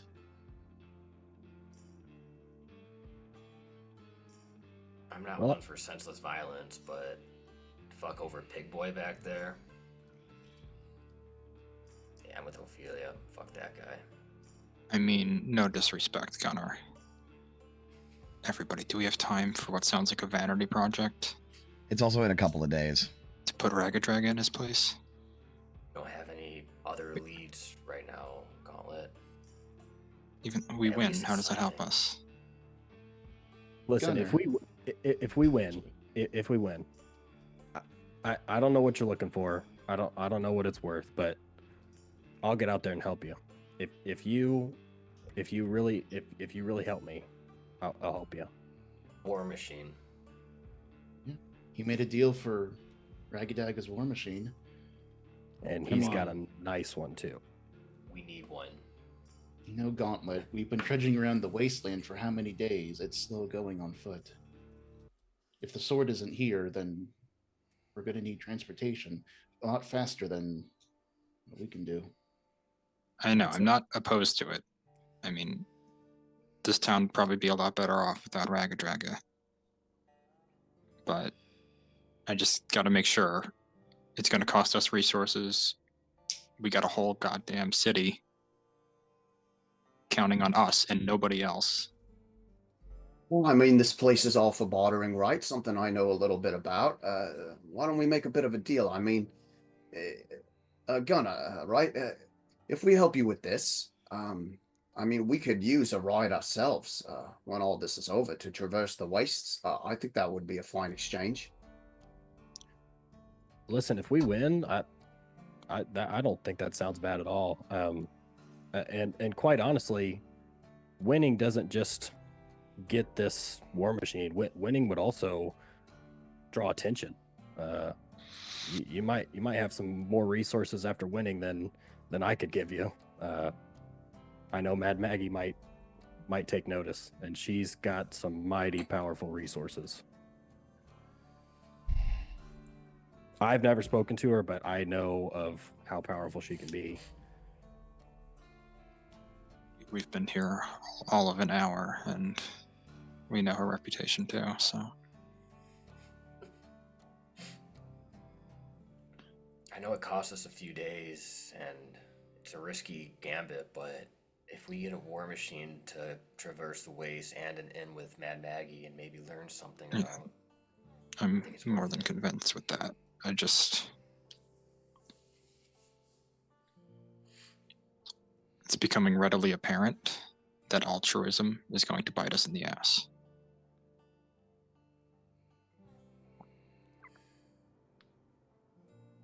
We just have to pick and choose. And this one has been certainly the nicest denizen of the wastes I've met so far. He takes a bow. Also, I did forget to mention one little detail about Gunnar. He doesn't have a mouth. His voice is actually coming from like a box inside of him that like is projecting out like a little speaker, and so he's not speaking, but you can hear him. Yeah. Well, why don't we do this? Why don't I show you the town a little bit? You're already here. You might as well see it. Why don't we get a drink? The canteen has some pretty strong drinks. Why don't we take you there? I'll show you around the market, and we can talk about it. I think we can both benefit from this. First things first, we need clothes. And I can get you some. I think the market might have what you're looking for. We have some scrap to exchange and some coinage from the surface, gold and silver. So you would know, Gunnar, that can be handled at the Scrappers Exchange. So that might want to be your first stop. Okay. Yeah, we can head over to the Scrappers Exchange and we can take a look at all those exchanges for you and hopefully get you something worthwhile in the meantime. So, Gunner, you know that the part that has gone bad in your war machine is a soul intake manifold. It regulates the flow of energy from the soul in the furnace to the Hellfire pistons. Without it, the engine either won't start at all or will burn through a soul coin too fast, causing dangerous power surges and potential meltdown. Problem is, it's not an easy part to come by, especially one that isn't corroded or warped from overuse. Most scavers strip them from wrecked war machines, but working ones are highly sought after. These are your options for where you could try to find one. You can try looking through Rustfinger at independent vendors. You could also try the scrapyard, which is essentially a scrapyard. Or Barterfinger. There's also some War Machine part sales people in Barterfinger. But you're most likely to find it at the Scrappers Exchange, but it's usually much pricier. Oh, by the way, you have 7 soul coins, 32 chits. Got it. I had to give you money before you can go shopping. Thank you. Yeah. Well, folks, I also am in need of a part. I might head over to the Scrappers Exchange. I can show you around there first, and we can go from there. You guys in? If we describe that part that Scorchbait went off with, is that what he's looking for? Why don't okay, I need like a history check from someone to describe it. Vin, I'll allow you to make some sort of intelligence-based check. Do you have tool proficiencies? Yeah. What do you have? I think like we went over this, tools? right? Like, expertise with Tinker's tools. I think you have Expertise, expertise. yeah. Make a Tinker's Tools check to see how well you could describe the part. Okay, yeah, she's With intelligence. She's got a huge bonus. So they describe it very well. Now I need a Gunner to make also a whatever your primary. Oh, you have a War Machine tools thing, right? I do, yeah. Okay, yeah. Take that one, and also use intelligence since you are also an artificer. Land vehicles That's fine. Yeah, you can do that too. or mechanics tools. I prefer mechanics tools, Okay, all right. but intelligence based. It'll prompt you for intelligence. Okay. 11. Because she described it so well, you only needed to beat a 10 to understand that no, it is not the part you were looking for, but you do recognize the part as blah blah blah hell part. I don't have all names for all. That's fine. I'm bad with regular human cars. Soul injector. Yeah, there you go. Yeah. And I'm assuming I explained this. Yeah. Oh, that's probably this part. Yes. You also know it can fetch probably around 400 shits. Very valuable. How much is all this junk that we have worth? I don't know if Gunner can eyeball that. He's not a scrapper. No. Would I know if it's like in the ballpark or no? Not even close. Okay. That fucker. You know Scorchbait? I run into a lot of scrappers around here. I've never heard of them. We had a deal. That was no deal. That was a robbery. Welcome to Fort Knucklebones. Yeah. All right, so you guys exit out of the Magpies. So you will notice over the time that you've all been talking that Chukka and Clunk must be siblings, like brothers. And when they weren't like talking to you trying to be professional, they're very childish. They have a tendency to mock each other and to just get into fights, like physical altercations. Like one of them will do something like throw a wrench into a pile or into a pot of oil or whatever, like a oil holder, and the other one will just get so pissed he just jumps over the machine and starts choking him out. They constantly fight with each other. But you guys are exiting Rustfinger and heading over towards Barterfinger, and I think we will take a quick break before that. So I will see you guys in a little bit.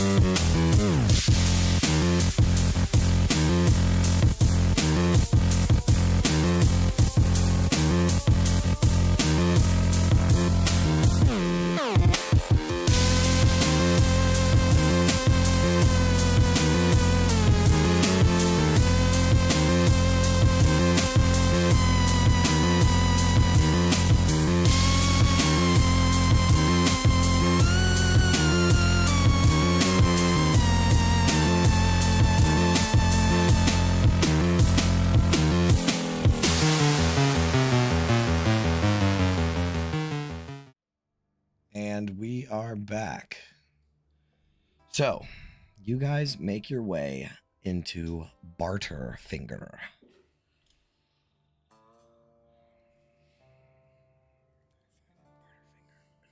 Barterfinger is a dense sprawl of makeshift stalls, scrap-built shacks, and patched-together awnings, wedged between the rock walls of the valley. Black wires crisscross overhead. They're dimly they have the orbs on them that glow over tight-packed throng of scavvers, traders, and merchants. Overloaded carts grind through the sand, hunched figures stagger beneath towering backpacks, and handlers guide massive beasts of burden through the shifting crowd. The air is filled with the crackle of flame, the occasional muffled scream, and the cacophony of haggling in many different tongues. From the cliffs above, a dozen or more redcaps watch the chaos below like vultures. Out in the open, sometimes right along the pathway, figures sit for tattoos, haircuts, and piercings, while others grimace through branding at crude forges.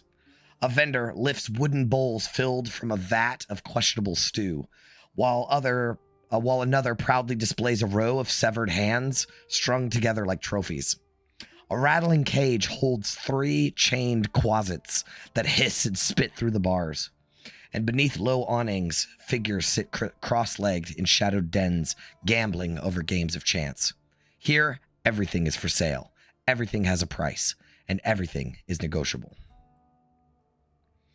The first area that you pass, as you crest around the edge of Rustfinger into Barterfinger, is the Beast Market. The Beast Market is a churned pit of cages and chains, packed with creatures snarling, screeching, and hissing at handlers that bark over prices. At the center, a rock ledge rises about 6 feet above the ground, where a hunched, fiendish creature with bat-wing-like ears, twisted horns, and a single massive arm that drapes onto the ground presides over the auction. Let me show you a handout of what this guy looks like. I'm basically going to go slow and show you handouts along the way, because whenever they come up again, I'm just going to say what it is, so I don't have to describe it again and again. So this is here you go. He looks kind of like this, but he's wearing an outfit. So he has one giant arm and one little arm, and he's auctioning off hellboars, which are the ones from Baldur's Gate 3.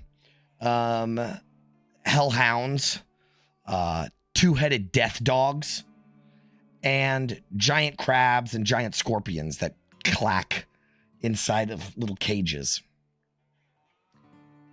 There are 2 creatures that you notice being auctioned and moved about that really strike a chord with you.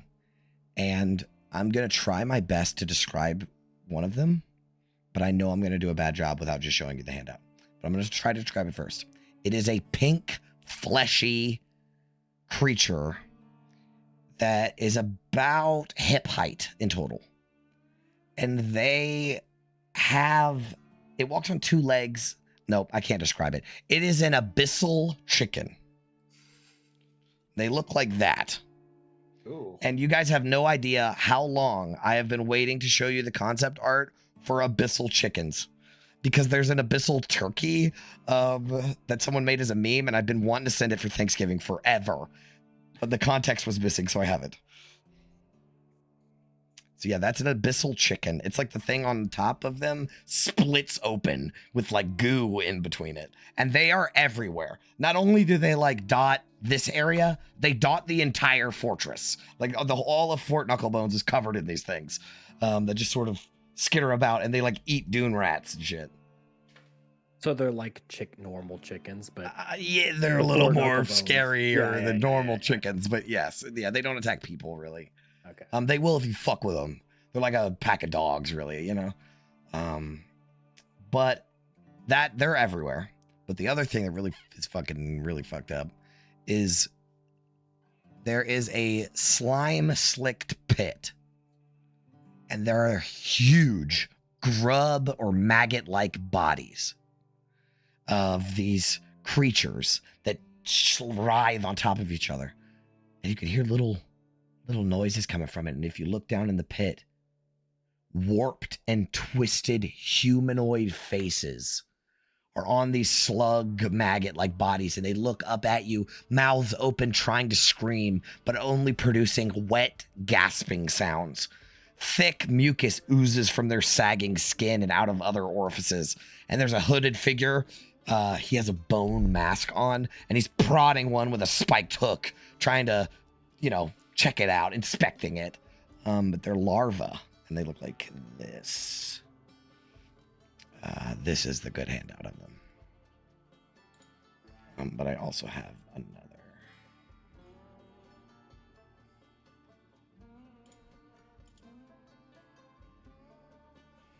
So yeah, that's what they look like. So you guys will see that as you pass by.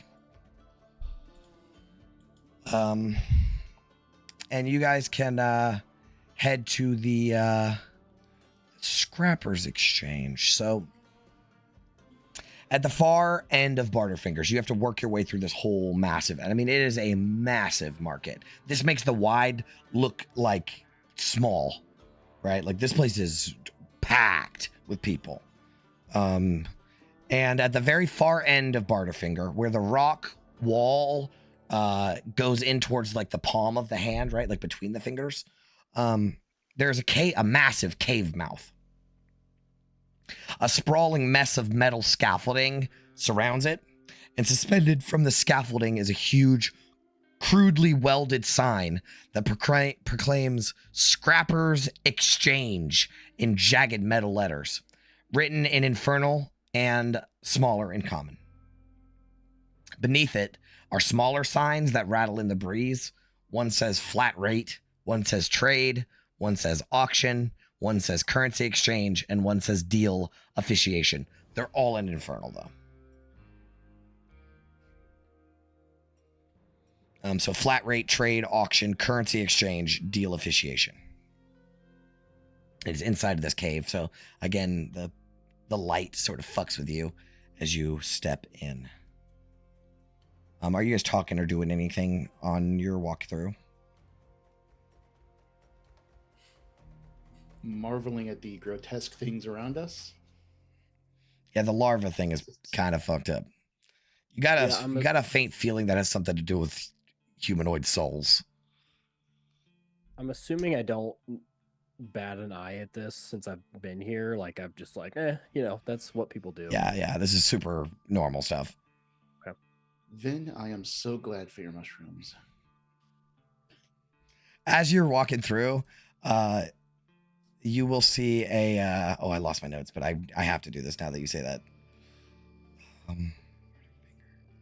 As you're walking through, Ophelia, and you say that, there is a devil. He's a bearded devil. And he's sweat-drenched, and he waddles through the market. He's fat, and he has a metal box, like, strapped to his chest. And inside is dozens of pale maggots squirming over the edges. And he just takes like a scoop of them with his beard tentacles. He like grabs a scooper and scoops them up. And he's like, maggots, get your maggots, raw fat, best protein in the wastes. And he comes up to you, Ophelia. It's like, maggots. And he like shoves a bunch of them towards you. I've eaten, but thank you. His beard will scoop up a particularly fat maggot, pop it into his mouth, and it's like, you're lost. And he keeps moving. Maggots! Get your maggots! Cool. So you guys head into the Scrappers Exchange. So once you step into, before I describe the whole place, once you step in, there's a bunch of people funneling in here. All of them are carrying stuff like you. It's like a lot of people go straight from the gate to the Scrappers Exchange. And you guys are carrying your little sled behind you, right? And as you approach, before you even get into the place proper, a small creature, a little smaller than a gnome, approaches you. And he has blue skin and a sort of flattened face. And this one has tufts of white hair that come out the side of his head. It is a Zvart. And let me show you a handout of a Zvart. Though I will say, you will see more of these guys, lots of them. And they all look almost identical to each other, except for always just one little difference. Like maybe one of them has eyebrows and the other ones don't, or one of them wears a monocle, or they are essentially minions from Despicable Me. There is a fuckload of them, and they all look the same, except for just a little different. But anyways, he approaches you and he says, "Buy, sell, trade, junk. What do you got?" He has like a little tin sheet with a rusty nail that he's gonna write with. I'll point back to my newfound friends and say, I think they've got some things to exchange. What you got, guys? Yeah, I believe all of the above. All right, well, I'll just gather up all the gold we got. He says, gold at the ledger office. Scrap with me. And I'm actually here to buy something from you. Ledger office. Okay, thank you. But so you might have a vague idea, since you've probably been here before, Gunnar, Sure. there's as you guys kind of peer around, because you're still in the tunnel, you're not even in the cave proper. There are other people being stopped by other Zvarts their job is to go ahead and weigh your stuff and handle all that, and they'll give you a receipt, and you will take that up to the hanging, it's called the hanging something. The hanging offices or whatever. So yeah, you'll see. So they will, this way, come with me. And he's trying to take you guys further into the cave. Stepping inside the Scrappers Exchange, the first thing that stands out is the overwhelming tangle of chains. They crisscross overhead, some hanging slack, others threaded through rusty pulleys and winding mechanisms bolted to the cavern walls. Hooks, buckets, and scrap-laden platforms dangle at various heights, swaying with every tug of the machinery. And let me just go ahead and give you my handout. Do you guys remember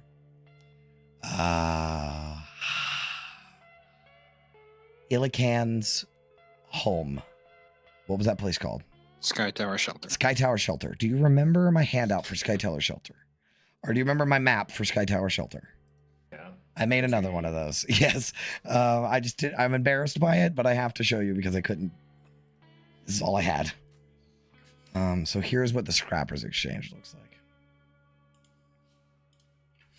Like I said, all those little lines are chains. The main chamber is a sprawling, chaotic processing floor where Zvarts dart between scavers, inspecting scrapped holes and scribbling values onto dented tin sheets. They haggle with traders, gesturing wildly before handing over crude receipts. Nearby, teams of Zvarts drag the scrap toward the sorting area, where each piece is quickly cataloged and attached to a chain-bound lift, and it immediately disappears into the gloom above. Like, they attach it to a chain and it just fucking shoots into the air. There is a compactor area also on either side of this chamber. Okay, let me describe this in a different way. That line in the center is a ledge that's about 10 to 15 feet tall that just circles around the chamber. So you guys can see the ceiling. If it wasn't so dark, you could see the ceiling from here. It's about 60 or 70 feet in the air. There is elevators hanging from chains that are just like platforms that you climb onto that are operated by Zvarts that lift you up to the second floor. There's other things down here of where they handle business, but the ledger office you will see is up on the second floor. There's like a little cave in there. Hanging stalls, that's what they're called. In level with the ledge, surrounding it, there's maybe a dozen or more boxes, like crude metal boxes or cages that dangle from chains just off the ledge. And there are people doing business inside of There's a Zvart inside the cage, and there are people doing business, like leaning over the edge of the ledge to do business with them. But the important thing that you notice is there is a metal platform that sits suspended 10 feet above the exchange floor, held aloft with thick chains. Okay. There is a figure on it, and there are people surrounding it as there is an auction in full swing. A large specialized part rests at the center of the platform, propped up for display. Scavengers, mechanics, and merchants gather below, shouting out bids. And standing over it all is the auctioneer, a broad-shouldered human man draped in a tattered black overcoat, and he has a wide-brimmed 10-gallon hat on. He has a face that is covered in pus-filled boils and blisters that stretch across every inch of flesh, leaking onto his coat. And there's an unlit cigar rolling between his yellow teeth as he speaks into a crude microphone that just distorts everything. It's like at the fast food restaurant, right? And he shifts a little bit, and all of you will notice that this human man, does not have the legs of a man. Instead, his lower half coils into a thick, mottled and scarred rattlesnake tail. And let me show you a handout of this guy who is this is my favorite fucking art I've ever made. And this is 100% Photoshop, but I have to find it. Oh God, he's so cool. This is the Blister Man. And he owns the Scrappers Exchange. God, he's so cool. So he's shouting, 2, do I hear 3 soul coins? 3 from the masked gentleman. Do I hear 4 soul coins? 4. Now, I know at least 3 of you dogs been sniffing for a core like this. Do I hear 4? Going once, going twice, sold. And he tips his hat. Ledger office will square you up. Pay proper, and congratulations, my fine friend. And the platform begins to shift as it is lowered back down as the auction's over. All right. So while that is actually, I think the auction is still happening while you guys are doing it, but you get your scrap weighed. Did I tell you guys how much weight was your scrap? Okay. I had decided that it was going to be 15 pounds. Which the Zvart will say, that's, he'll say 25 chits. After he measures it, weighs it, eyeballs it, scratches his chin for a minute. 25 chits.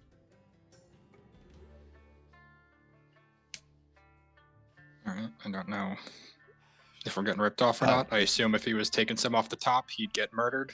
Would anyone like to make an insight check? This is the town of bartering, so if anywhere you guys want to haggle with prices, this is it. So you're more than welcome to make an insight check if you'd like. Yes. Oh, actually, what does Vin get again? No, disadvantage. She'll try. Oh shit. Anyway. Not saying anything. All right. Okay. So you can tell that he's lowballing you for sure, like quite a bit. I feel like then we'll nudge Gunner and be like, how can I talk up the value of these pots a little bit? I think we're getting lowballed. Gunner will say, well, I kind of was just going to let you do your thing, but I guess I'll help you out. Please. Can I try to... Haggle with him? Haggle? Yeah, haggle a little bit. Okay, you can make a persuasion check if you'd like. Sure. I'll whisper over to Vin. Let me take a crack at it. I'm sorry, what did you say? Persuasion? Yes, please. 4. 20 chits. No, you just said 25 chits. No, I have it written right here. 20. So who do we talk to about you stealing from us? Barter man, Blister man. All right, cool. Okay. It 20 chits. It's like, that's what I'm taking for it. Are you gonna take it? Do you leave? Just pull your scrap away from him? Oh. Yeah, We traded this here pile of scrap for a valuable item that was valued at 400 chits. Good, sir. You got fucked. You guys can certainly try the auction. Actually, Might so get the more- way the auction works is you can only do high value parts can be auctioned. Well, You guys have like a pile of scrap. So you either Well- basically you can either take it or leave it, really. leave it. Yeah.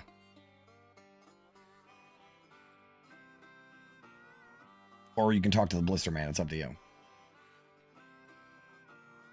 All right, can we make a last ditch effort to at least get it back to 25? Okay, Can Vin just yes, be like, come on, yes. come on. All right, This is clearly worth more than 20.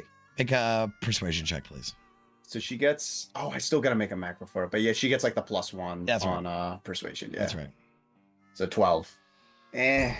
He'll say 25. And he scratches it out on his little tin sheet and writes out 25 for you. You have a gotta work on my sneaking bartering. suspicion that this is less than half of what it's worth, but this might be the way of the scrappers exchange. Or do we have any recourse here, or is it there's no standardization? It's Yeah, there's no. Yeah, they are the standardization. yeah, so it's only stealing when other people do it. Correct. But also, the thing about the scrappers exchange you'll find is that you could go to Rustfinger and sell that shit yourself, and you're more likely to get more money, but you might not sell it, or in a couple of days you might sell it. At the scrappers exchange, they will pay you now. They will give you your chits now, and they also will offer you. Well, you'll see when you get up to the ledger office, but they also offer like water rations and food rations and soul coins and other stuff too. It's kind of like a pawn shop. You get money now, but it's like for 40% of what it's worth. Yes, 100%. Yeah, you have a Vin has a feeling that she could have got 30 max from him, Yeah, Vin's like so. but mad it's at probably herself right worth now. 45 to 50 total. That's just the way of the scrappers exchange. Do you guys take the receipt? Because he'll take your scrap. I Yep. mean, I'm fine with not dragging. Yeah, it if it's around. this or nothing, we'll take that. So he takes your scrap, starts dragging it away, and as soon as he like moves to drag it away, 3 more Zarts appear and start dragging it away and moving the parts around. Like, I mean, this is a efficient system, and there was like 75 Zarts in this place. It is a well-oiled machine. But yeah, you are given this little tin receipt. And that you are to take to the hanging stalls, and then you are directed towards the ledger office for buying specific parts and coin exchange. Okay? Okay. Okay. So you guys would need to take the elevator. So you move your way through the crowd and go to stand on one of these elevator platforms. It's operated by a Zvart. And on the platform beside you, you will see the Blister Man is on the lift, on the machine lift, and with some other people too. And he was having a bit of a conversation with someone when he sees these colorfully dressed figures approach. Well, now, ain't y'all a sight? Prime is clean as a devil's ledger. Fresh to Knucklebones, are ya? Give it away. I can always tell. Got that, I don't know, less scruffed look. Like you ain't been chewed up and spat back out just yet. I think Tannis kind of looks like that. A little, yeah. Not as worn and leathery as some of the other people, but yeah, I'd say so. Well, what brings you here?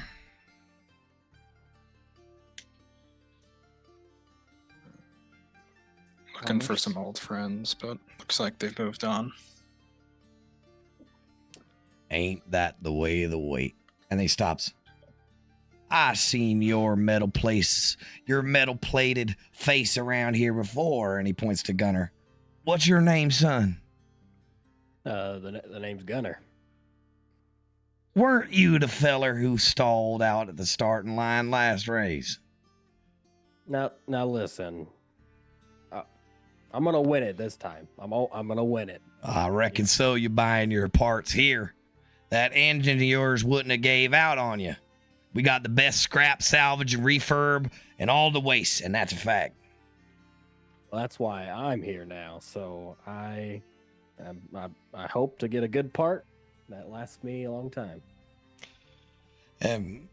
Gunner, right?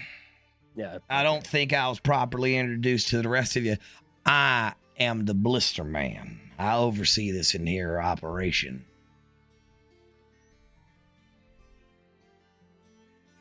And you are? August. Dennis. Ophelia. Ophelia. I'm London, and I'm in love with Faria Jinx. It is. Third time's a charm. There's still Rule of threes.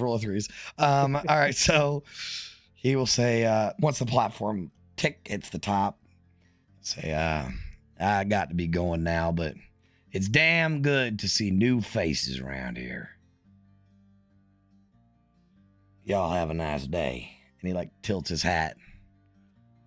And I'll tilt my hat back at him. And he will slither away from you.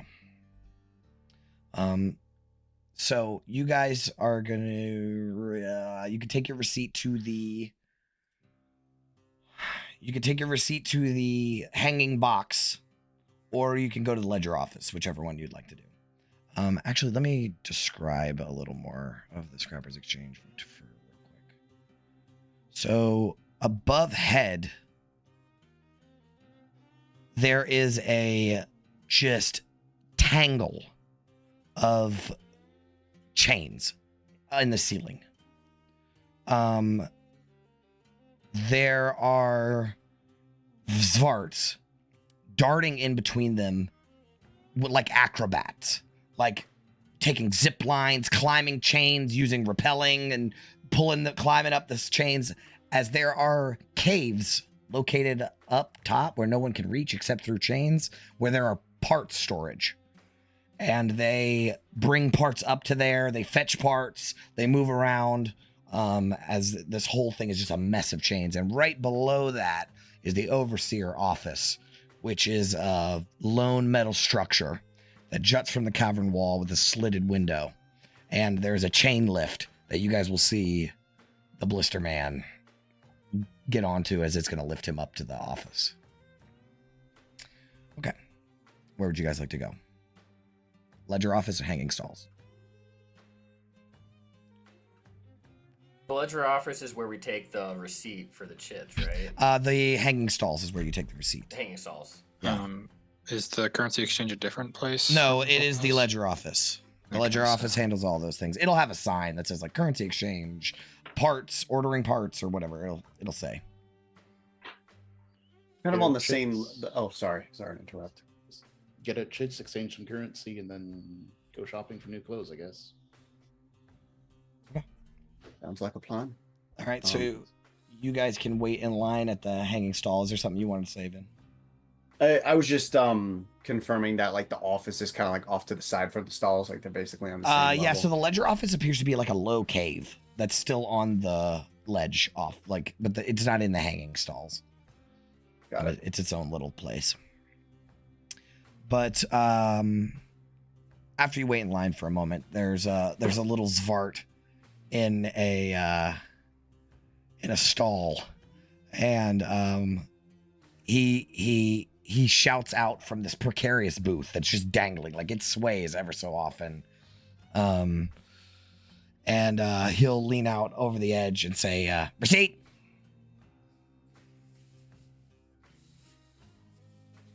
Produce the receipt. He puts out his grubby little tiny baby hand and grabs onto it, looks it over. 25 chits. And he'll take it and slam it down on the counter in a bag, push it over towards you. Actually, he just puts them loose. They're just loose. They're not in a bag. This is hell. So he will throw them down on the counter. And as I described before, they're like little black shards of like volcanic rock is what it looks like. But it's very special. And it, like Chartolin, it changes colors when you shift it in the light. It is not Chartolin, but it has the same visual effect. This looks obviously more stone-like, glass-like. But they're maybe this big. And he will just pile 25 of them loosely on the counter. And you have to step up and reach out over the edge to scoop them into your hands.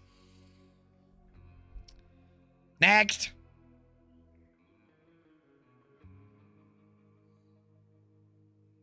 Pushed out of the way by an orc.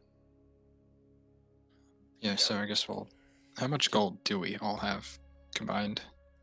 I know Chris has a bunch, so if I need to handle that later, I will. Yeah, that's an order, London. All right, now it's handled. But yeah, total was between you guys. I have 70 on me. I have 8.57. I have 34, but we want to keep the silver to see if we can't get a better exchange. Yeah, Sure. I'm not counting. I still have 15 silver. I'm gonna keep for a little bit. 8.07. 34, 35 with my copper. Okay, well, somebody be the guy who adds that all together. All right, hang on. I got my calculator open because I'm not going to do the math. 35, Ophelia. 70. August. 8. Vin. 62. And then we'll get London's later. 62, you said? 62. All right, that's 175 plus the Whatever. 200 that London has. Yeah, I'll handle London when he gets around, and I'll exchange it at the same rate that you guys got. So as you guys approach the ledger office, as I described before, it is a low-ceilinged cave that has it's separated into sort of like bays, but it's all one metal desk that like spans the whole gap. And you're sort of waiting in line, and you approach a goblin who sits on a high seat, and he has his feet out on the desk. And you will realize this goblin is old and fat and wrinkly and does not have any arms.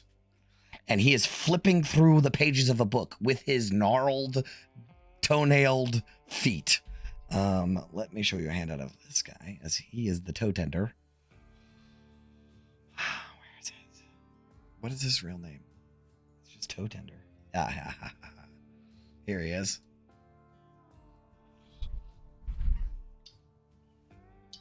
He's like writing in a book with his foot, with his toes. And as you approach, he's like, "What's your business? What do you want?" Gold exchange? Gold? He leans forward, almost bending in half with his feet still on the table. Haven't seen gold in a rat's age. Go on, let me see it. Let Toe Tender get a taste. He wiggles his toes together.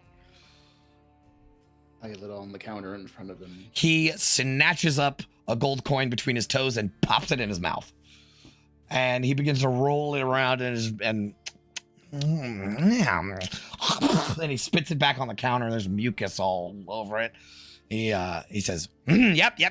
That's real, all right. Good weight. No false edges. Good taste.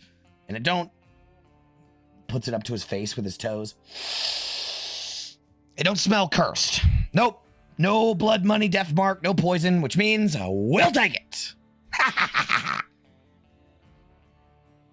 And he like moves his feet in really weird ways to pile all the gold together on the counter. And he kind of pats it with a foot, and he will say, very serious all of a sudden, "Let's talk business. You gave me gold, I give you chits. But first, the fee, the tax, the cut. The exchange takes 10% standard. You hand me 100, you walk out with 90. That's called the price of doing business."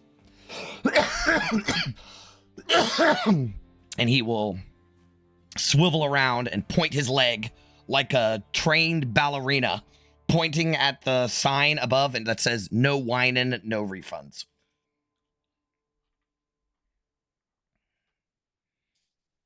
And then he will flip around. Got any problems? No, I've seen less reasonable rates in Baldur's Gate, so. Okay. And you don't like it, you can trade with the Dune Rats. I hear they give great rates. I always hear them every waking hour. Sometimes I hear them in my dreams. Skittering. He fades away. He's just like, stops listening. He's like, oh, okay, yeah, here we go, okay.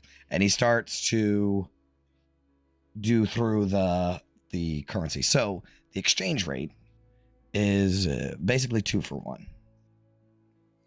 With 10% off the top. So you get 2 gold coins for 1 chit. It's actually better than I thought it was going to be. Yeah, so have your gold. 175. And then subtract 10% off of that. Before. No, after. After.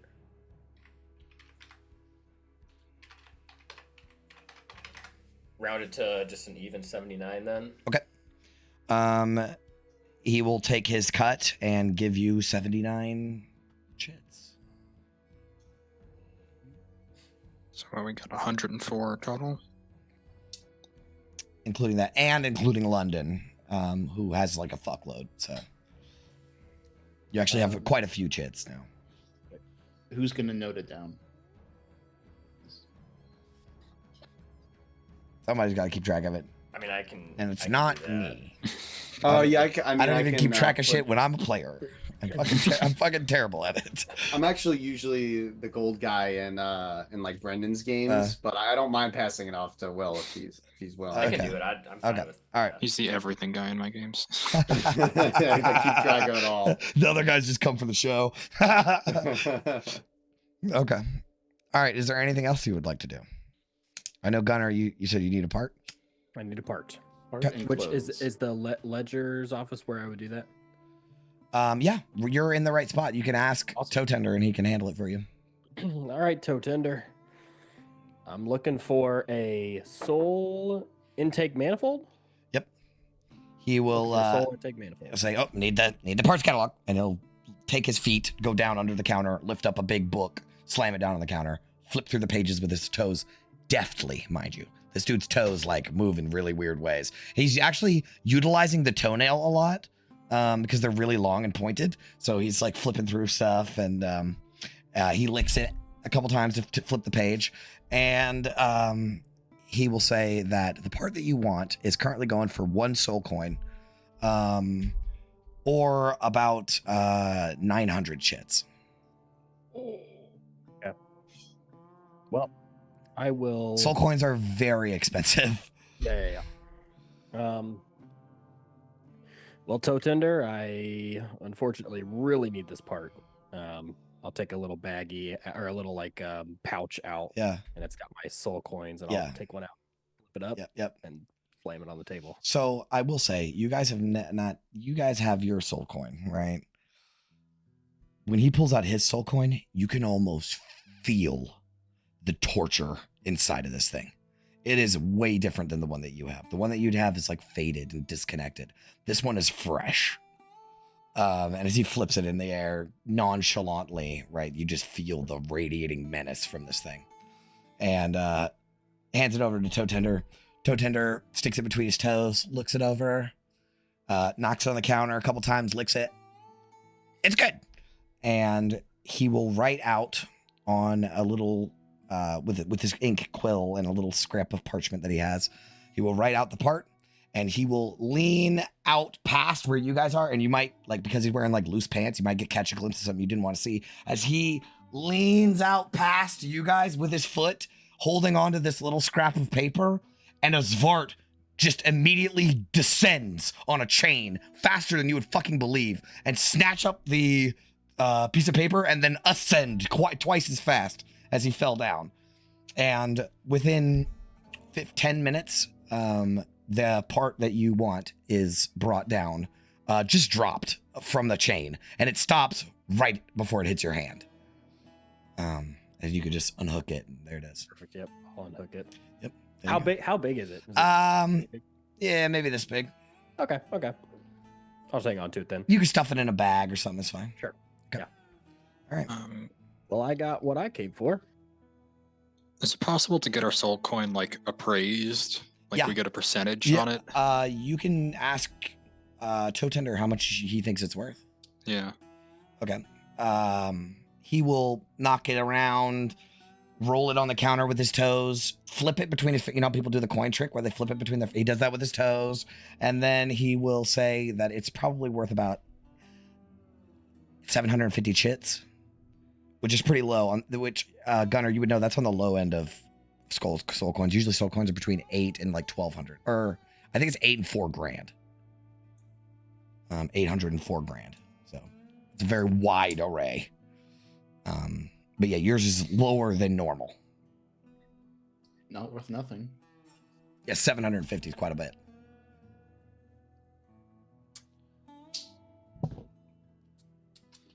Got it for free, so. It's true.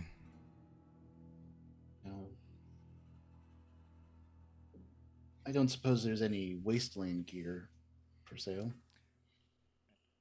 Toe Tender looks at you like you're stupid. We're new here. This is the scrapper exchange, okay? You got scrap, we got chits. I think we're holding up the line. A minotaur, it's like snorting out of his nose, So yeah, do you guys wish to leave the scrappers exchange? Okay. So where are we headed now? Well, the boutique. Yeah, you guys need clothes. Okay, so Quickly. let's talk about clothes.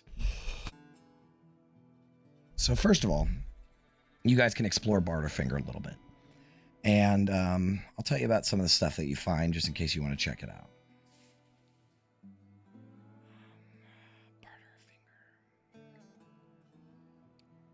Barterfinger. There is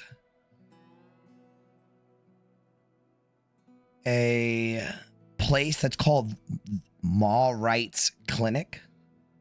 Maw Rights Clinic. It seems to be some sort of doctor's office. Scorchbait told Vin to go. There is also these are just the unique places. Again, this place is slam packed full of shit. I'll give you the general descriptions, but another named location. It's called Ribcage Arsenal. Appears to be a weapons store. As well as the general goods. They sell dried salted meats, maggots, stale bread, moldy biscuits, hard cheese, wine, rot gut liquor, carrion wine. They sell water rations tokens, and like broth, weird broth on the street. Lots of survival gear, tools and survival gear. There's some mystical type items, like this guy's selling soul ash. You're not sure what that is. Different trade goods, war machine parts, beasts of burden, and every now and then you get a guy trying to sell you some drugs. But if you guys want to buy what I am going to call wasteland gear, that is going to require basically head protection, eye protection, face covering, quote, layered, quote, clothing, gloves and or head wraps, and boots and leg wraps. So you're basically going to want to, like, if you guys don't want that disadvantage on your shit, you're going to have to buy wasteland gear. Now, there are 3 different kinds of wasteland gear. There is cheap patchwork set, which has poor insulation, prone to damage, and weak face protection, and it reduces your DC that you'd been having to make, which was 15 originally. It reduces it to 10, and it's 20 chits for a set, right? So like you'd have to scavenge it around, right? We're doing like a wide thing. So you can get a patchwork set for 20 chits. You can get standard Wastelander gear for 50 chits for a set, and it's functional, reliable. That's the standard. And then you can get high quality, which is 120 chits, and it's made from superior materials, often incorporates scavenged infernal textiles, and in doing so, you get resistance on fire, on weather-based checks and saves and stuff like that. And you get advantage against toxins because it comes with like a real gas mask. So this is like weather-based fire. So if like it's raining fire or the heat, you get like resistance to that if there's any damage involved. And poison, saves against poison. So those are your 3 kinds of sets. What are we buying? Seems like cheap is about all we can afford. Soul corn, but I feel like that, or I mean, other option is if we're here for a few days, I mean, I have no business turning these wrench things on the Infernal War engine. We can try to find some work while Gunnar and possibly Vin work on the war rig. We're not going to be taken seriously, and we're not going to do that well out in the field without this gear. And you guys look kind of funny, if you don't mind me saying. You can spend 10 chits and get just flavor-wise coverings so that you don't look like you're wearing Flaming Fist outfits.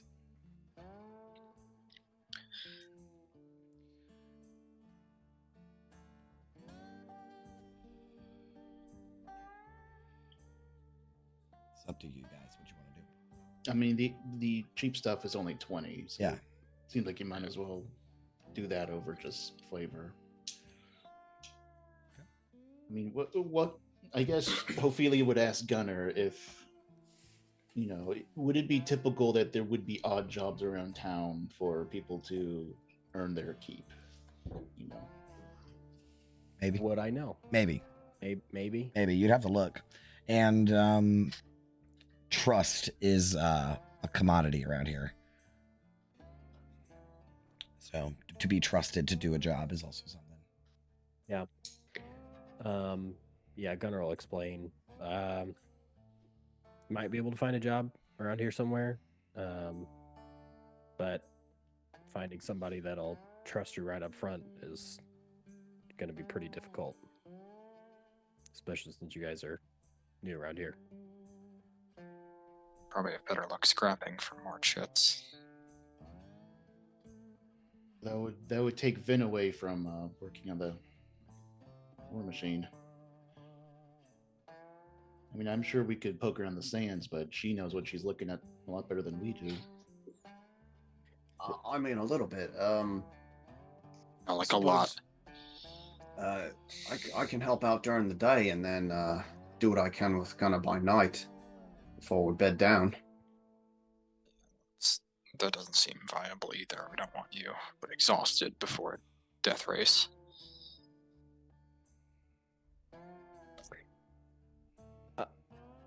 I don't necessarily.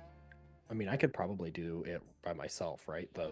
So I think something that you would know is there is at any time, at any day, you can go to the racetrack and race. Mm-hmm. The big race, the one where everyone bets and where you make the most money, like usually those like during the days, most time, people go out there and settle business, right? That's why the track exists. Mm-hmm. But if you want to make money being a racer, right? You're not just there to settle a bet. This is your job. You do the big races, and those are every couple of days. What I was thinking was, and what you might come to the same conclusion, Gunnar, is like, these guys don't know how to be a crew. Like you are just now becoming an expert, right? At War Machines, just now coming into it. These guys have no fucking clue. Vin is the closest that you found to like kind of understanding.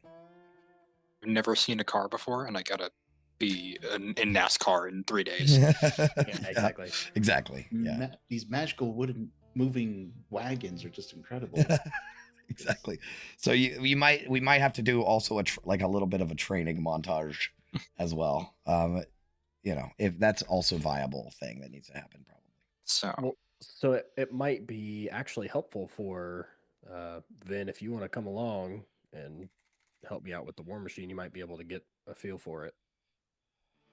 Oh yeah, she's like beaming.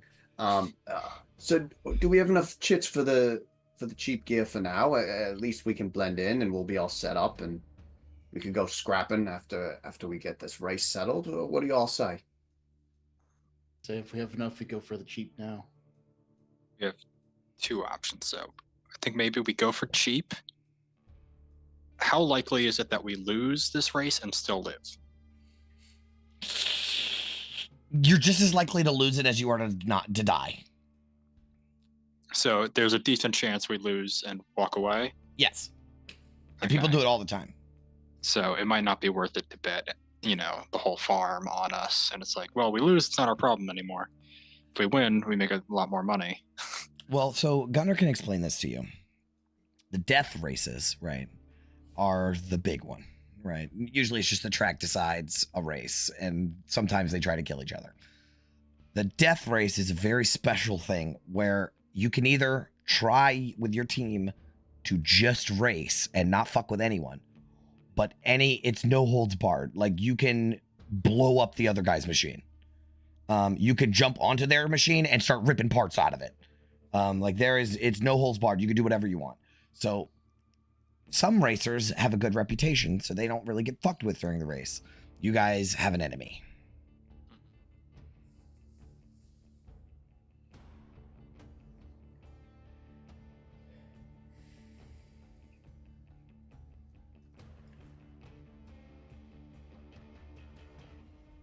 Might be better to train as much as we can. So Yeah, it's all up to you guys. It's whatever you think is best. I can train you up as much as possible for the big race. yeah, I mean, that's gonna have to happen. We don't stand a chance if our first time in an active war machine is the day of. My only issue is that we could probably afford a standard set with London's money. Oh, we probably could. Because we got 204 now. It's 250 for the 5 of us. He's got at least 100 gold. Chris, are you listening, bro? Do you remember how much? He's not in the call, right? God damn it. I remember he had gold and platinum on him. He had a fair bit of money. Yeah, he's not in the call. All right. I can handle it later. You can say that you have enough for everyone to get a standard set. Okay. Standard set. Mhm. Might as well. So, I guess the question now is, what does it look like? What do you, now, mind you, this ain't a whole new set of armor, right? You paid fucking 20 chits for this, or however much, 50 chits for this, right? So it's not crazy, but you do have the proper gear. So, I mean, do you guys have a vague idea? I kind of want to go through and get everyone's description of what they look like. Tanis, can I start with you? Yeah, that's fine. Let me just, obviously, I know that out of game we had Discussed it. put a couple of things up in the Discord channel, so, if I just look back a couple of days. Yeah, so I can go first. Yeah. So Tanis, basically the left shoulder pad has been removed and just replaced with like a large rounded piece of knobby metal that has just been affixed to his left bicep. The black wrappings on his arms are just like, it's like leather straps that are just wrapped over and over and over each other, but the gold chain's still wrapped around the outside. Just your regular like scarf, raggedy, just like belts all over the place. Like, it's almost like it's still the same armor I have, but instead of being actual armor, it's just a bunch of straps of leather. Oh, cool. belts. I understand. Yeah, that's cool. And then, I mean, he still has the uniform underneath all of it, but, he cut off his sleeve when he first came to Avernus, and that's still there. Right. But he just takes where the patch of the flaming fist was, and he just takes a knife and just cuts it off, and he just sticks that into his pocket. Cool. And then on top of that, just the pair of, like, raggedy, rusty goggles. One of the lenses is probably cracked on one side. But it's very much just, like, it looks pretty, almost very similar, but just with the rustic wasteland taste. Perfect. I fucking love it. All right, Ophelia, can you go next? Yeah, I don't think she can really get rid of her armor, but she's gonna focus more on covering it up. Right. So maybe she finds like extra pieces of leather or pauldron or something to like strap over her armor, like a thick kind of hooded cloak, so she can sort of like wrap it around herself or something to kind of hide her scales. She's going to cover the shield that she has. She might find fabric or something to wrap around the shield to make it look a little more weathered and not like the flaming fists. Okay. Standard issue. Sure. And she's also going to find a way to maybe tuck away her mace, like out of like on her side under the cloak, so it's not like this holy relic that's just kind of sitting out in public. Right. Okay. Cool. I do imagine you got at least one or two spiky war machine bits that you've managed to strap onto your armor, replace a piece of it with something a little spikier or cooler. Yeah. The art that I found seems like a new set of armor. This is stuff she's trying to add on top of her. Understood. Understood. Like okay. All right. August, can you go? Yeah, I think he's less like building out and more just like dressing down, and it's just like big poncho, just like Coke bottle glasses, the scarf, and like these like leather like 80s leg warmers on his legs. Yes. Awesome. Tied with the string, right? The twine around him. Yes. The poncho is a fucking choice that I love. The big ass, very like Clint Eastwood. The Clint Eastwood poncho is sick as fuck. Can you cowboy hat it up though? Do you? I think we got to. Oh fuck yes! Oh yeah! Yes! August with a cowboy hat. Welcome to the club. Yes. Yeah. August with a cowboy hat is so choice. But it's one of those like flat, wide ones that the rich guys have in the cowboy movies, not the heroes. Yes, the bad guy, the villain has one. Yeah. Oh no, I totally understand what you're talking about. Hell yeah, dude. Okay, Vin. Okay, so the way I envisioned Vin was that the shield is already disguised. Yeah. And I don't know if I ever really went into detail about this, but I always imagined that Vin actually has like a metal version of the Flaming Fist badge, like on one of her pauldrons. Mm-hmm. So she kind of like has to like remove that. And then also like for good measure, she gets like a nice like tattered like cloak, and maybe with like a hood connected to it. And she gets like these big beady goggles. I just have that image in my mind, like these big goggles with like kind of like rose tinted lenses. Sure. And then in front of her face to like protect her against the sand and stuff, she kind of like retrofits some of like the mask gear that like came with the set, and she like incorporates it into the armor basically. I imagine over the next couple of days you can really upgrade, upgrade your armor. And you know how like I think the way the armor works, like literally in the rules, is that the helmet is retractable, so she kind of like works that into with the goggles and the mask and all that, and makes it like that. That's fucking awesome. I love that. Very, very cool. Okay, and we'll get London's when we have London. But we kind of seen him. He's the best part was Django has glasses. Or goggles. That was all I took from London's outfit. What about Lulu? Oh, do you guys want to? Hey, this is dress up time for Lulu. You guys can put Lulu in whatever you want. Leather jacket. How do we drip Lulu up? Spikes on the jacket. Lulu gets a poncho? Yes. Lulu can have a poncho. You got to cut out for her wings, but you can totally give Lulu a little poncho. Oh, that's great. Lulu's like, can I have a cowboy hat too? So yeah. But Lulu's actually unaffected by the weather, so she doesn't. But you can totally give her a poncho and a cowboy hat, 100%. Honestly, just so she's not obviously a celestial. True. True. And also, she wanted to feel like she looked like August. Yeah. She's like, I am a leader too. Cool. All right. Very cool. So you guys spend some time, maybe a couple hour or two, going through, and you deal with very strange creatures. There's one guy that you buy like a mask from, and he's like long. He's like a long guy, and he has 6 arms that just like reach out over his counter, and they all move like apart from each other. So he's kind of freaky.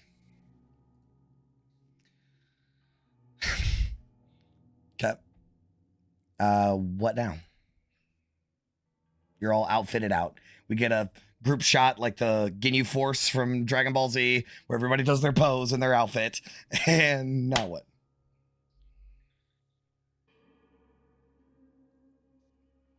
I think we start a crash course in War Machines, right?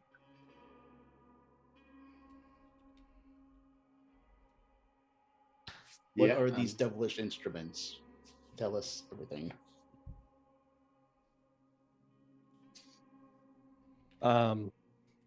Well, War Machines. I say let's go to the infamous canteen and have it over a drink. Is that what it's called, or is it just an infamous canteen? No, it is the shithole canteen. Yep. So you guys want to go Best to place for a drink in town. the only place for a drink in town. Exactly. So you guys make your way towards the shithole canteen. It is a 2-story building that hangs precariously over the market below. Most of its bulk jutting out past the jagged rock ledge of the valley, held aloft by a handful of iron stilts and thick rusted chains bolted to the cliff above. The whole structure leans at a worrying angle. Its walls a patchwork of salvaged sheet metal, warped wood, and barely patched holes. A rusted sign hangs above the entrance, spelling out shithole in common and in infernal in mismatched letters. The crooked saloon doors sway in the wind. It has saloon doors. And there is a twisted metal staircase, missing a few steps that lead up from the street. As you approach it, you will hear the saloon doors slam open, as you can now see it, right? And you're like making your way towards the stairs.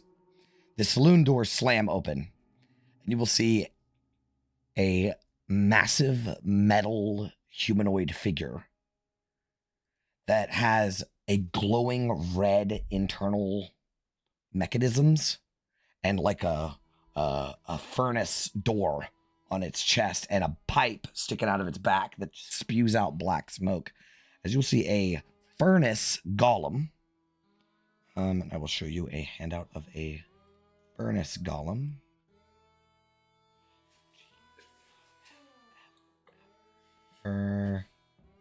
D-E-F furnace golem. Here it is. And he will sort of out the door. And he's dragging a bearded devil by the leg, who is thrashing and swearing. And you will see a woman, humanoid woman, step out behind this golem. Her name is Savvy. And she is older, in her like 40s. She looks pretty ragged, having dealt with hell, but she carries the confidence of someone who can toss a devil around. And she puts her hands on her hips as this devil is being dragged out by this golem. And the devil will say, "You're making a mistake, you bitch! I don't like being called a cheat!" And this woman will say, "Then maybe you ought to get better at it, sugar." And the golem will pull him up and hangs him over the edge of the saloon, the bar, like, because it's up like a couple feet in the air. And the devil is clawing and screaming and spitting and, "I'm not gonna let this slide. You think you can throw me out?" And she's like, "Sweetheart, I don't throw anyone out. They do." And the golem will just drop him. And he will fall down to the ground where you guys are, about 20 feet, roll to landing almost directly at your feet, unconscious. The woman leans out on the railing, looking down at him like something she scraped off her boot. No hard feelings, sugar. House rules. And don't come crawling back unless you want another flying lesson. And she turns around on her heel and goes to walk back in. And you will have noticed that there was a bunch of patrons who were like at the door watching. And as soon as she turns around, they all scatter her. And you can enter the shithole canteen.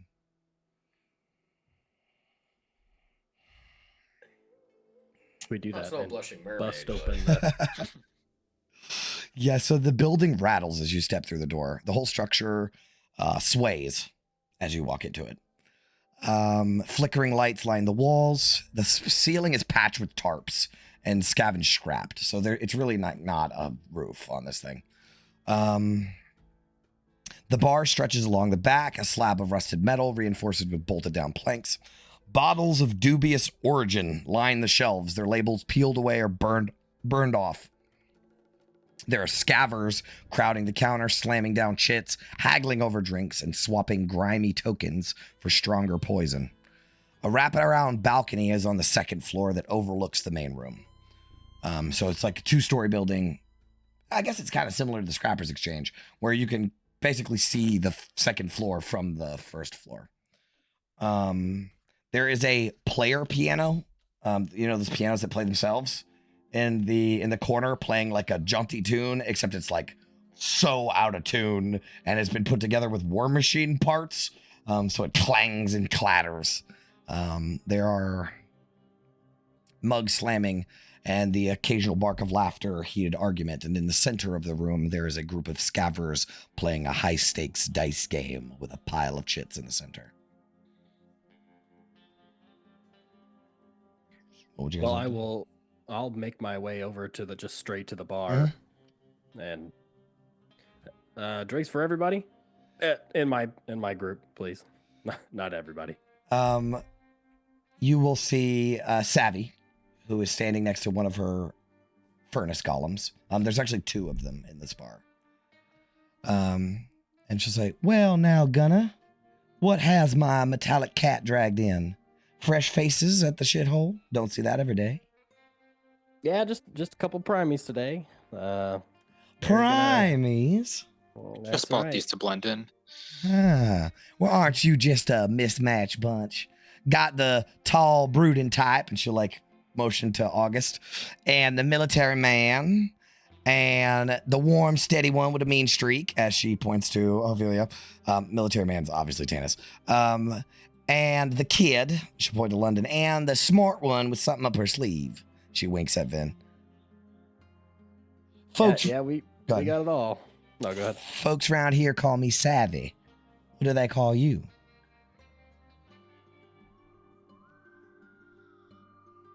I think the nicest thing we've been called is primies. She laughs. Don't be embarrassed. I'm a primey too.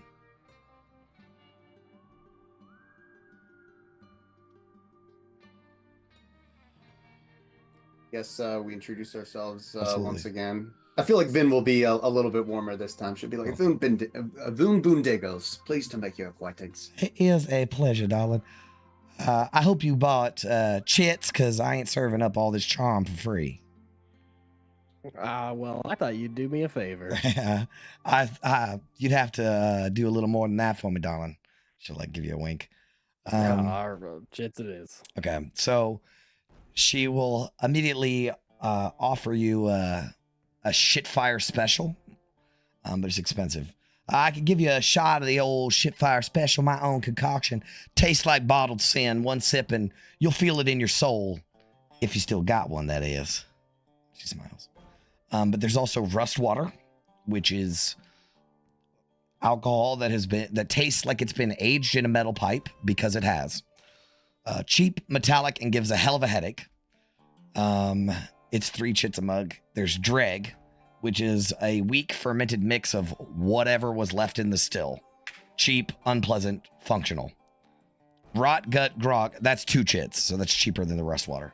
Rot Gut Grog is made from rotting charback flesh. Smells like death, tastes worse.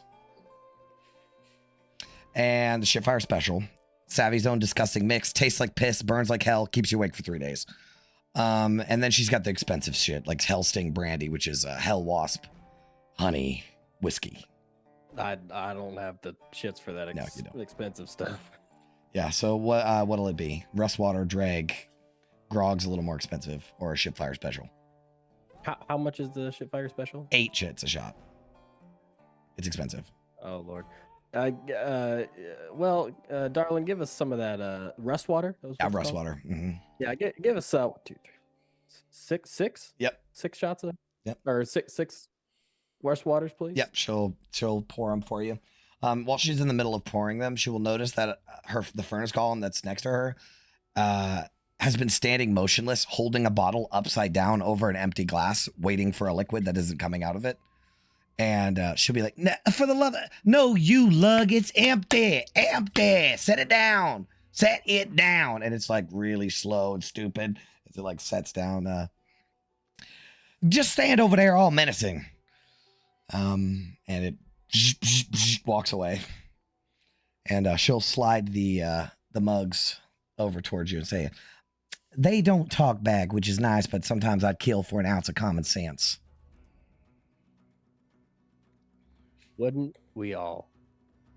If you don't mind me asking, what brings y'all to this place? You primies, she says with a chuckle.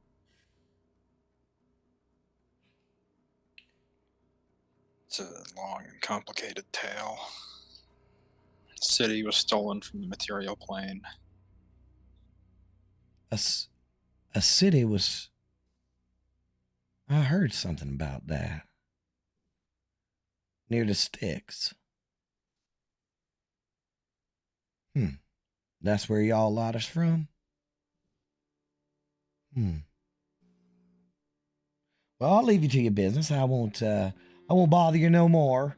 She like gives you a crinkled nose smile and a wink. And do you pay her immediately, Gunnar? Yeah, for sure. I'll tip her too. I was about to say, do you tip her? Yeah. Okay. All right. So she will step aside. And you guys are left to your devices. Saddle up at the bar and start drinking. Yeah, absolutely. It's fucking disgusting. It's so bad. It's awful. It's disgusting. It's terrible. Why did you order this? This costs real money. But is it alcoholic? Yes, 100%. Thank God. And I just stand there with the drink. I don't actually drink it. I just buy it and stand there and look normal. That's what I do. Okay. Ophelia slams hers. Just- I'll take mine and I'll pour it in Ophelia's mug, and then I'm gonna pull out the devil flask and pour actual ale in. But you didn't like that it? one too. I smelled it and that was enough. Fair enough. I feel like Vin will definitely down the rust water as well, and then she'll be like, "Oh, Tinus, do you have anything else in the flask? Don't make me use the jug." I'll take half of my mug and pour half of my mug into hers. We can split. I only got one use of it, but I'm in a generous mood today. I'm in a good mood right now. Well, cheers. Cheers. Thanks, Gunner. Yeah. New friends. Thank you. And anytime. So about those war machines. Let's talk shop. What's the crew? You said it needs a crew. Like, it's not all driving it. I mean, what are we supposed to do on this thing? Second. My internet kind of crapped out for a second. I'm surprised I stayed on the Zoom call. Well,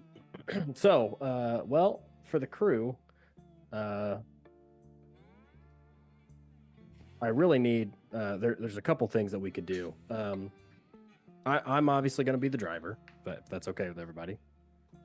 I need a gunner and some passengers to help with the other war machines out on the field.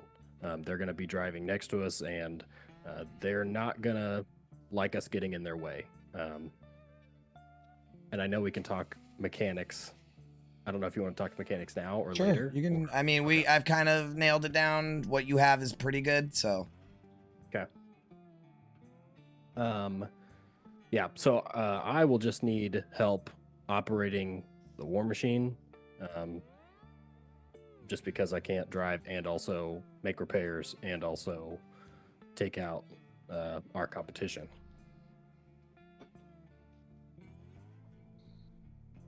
If we happen to get over to their war machine, are we allowed to boot them off the rig, so to say? Oh Yeah, yes, yeah. and it no is holds encouraged. barred. Yeah, no holds barred. Killing is legal. Doing whatever the fuck you want is totally legal. Blowing up their war machine, killing everyone inside is 100% on the field. This place has a purge so that there's no crime in the streets, right? Like The Purge, the movie's The Purge. That's what this is for. Imagine it's actually encouraged. Right. They're like, please go out and handle it out there. It literally says the track decides. Like, go out to the track. Go fight on the track.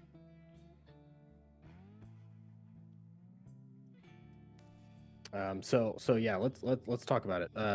But Vin, do you want to help me with some of the repairs and just in case we get damaged?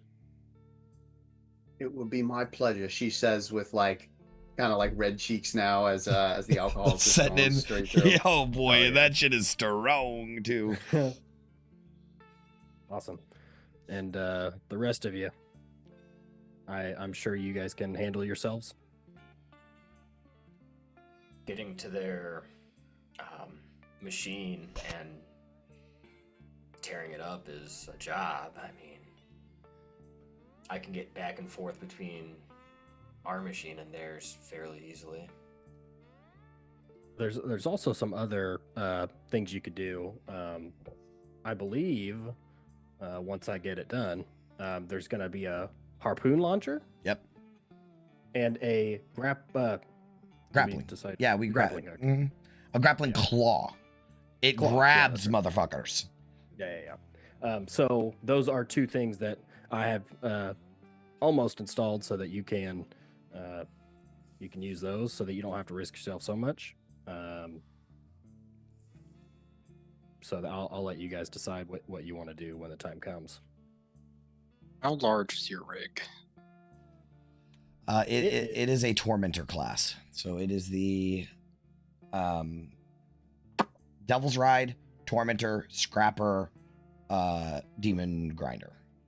So you guys have the second smallest kind. It's the Dune Buggy one. And I But actually it's have still- a handout. It's still pretty big, right? Yes. Oh my god, it's huge. I have a handout of his specific war machine. It's right here. I forgot to show you earlier. Oh yeah, that's right. And that's what I would have been working on Right. in the shop.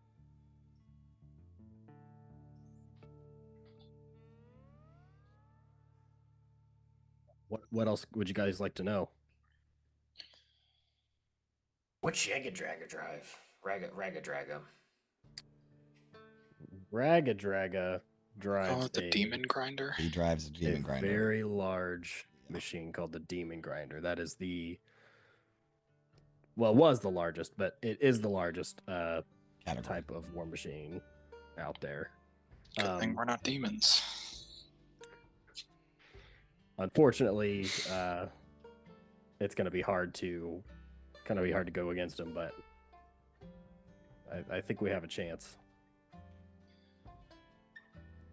think our only chance is Tannis and Ophelia teleport onto a ship and assassinate him. That is an option. You've Gunnar, you've seen Ragadraga race one time before, and he didn't use it in that race, but he does have a Devil's Ride inside of like the Batmobile from whatever. It has a Devil's Ride in it so that it can detach, and he can also there's also a Devil's Ride that can ride next to them. Wow. He's a pretty badass machine. But I will say, Yeah. the ones that the Magpies made was way cooler. And that's kind of why I said it was the largest. I'm assuming the Magpies one is bigger, right? Oh yeah. It's like, Oh my god, yes. Which is why Ragged Dragon wanted their machine so bad.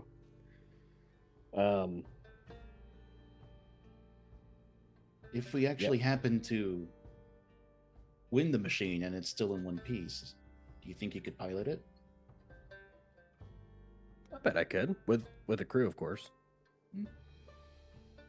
To, upkeep it and maintain it. Does Ragadraga have to survive this race to make good on the deal?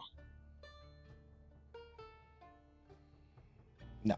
I think no, right? No, Yeah. with the so if you take it up, Okay, cool. if you take it up with the collectorate, it will always be handled properly. Okay. Handshake deals are supposed to be like binding, but there's no way for any hearsay and all that stuff. Sure. So that's why they have the collectorate to legalize deals. Yeah.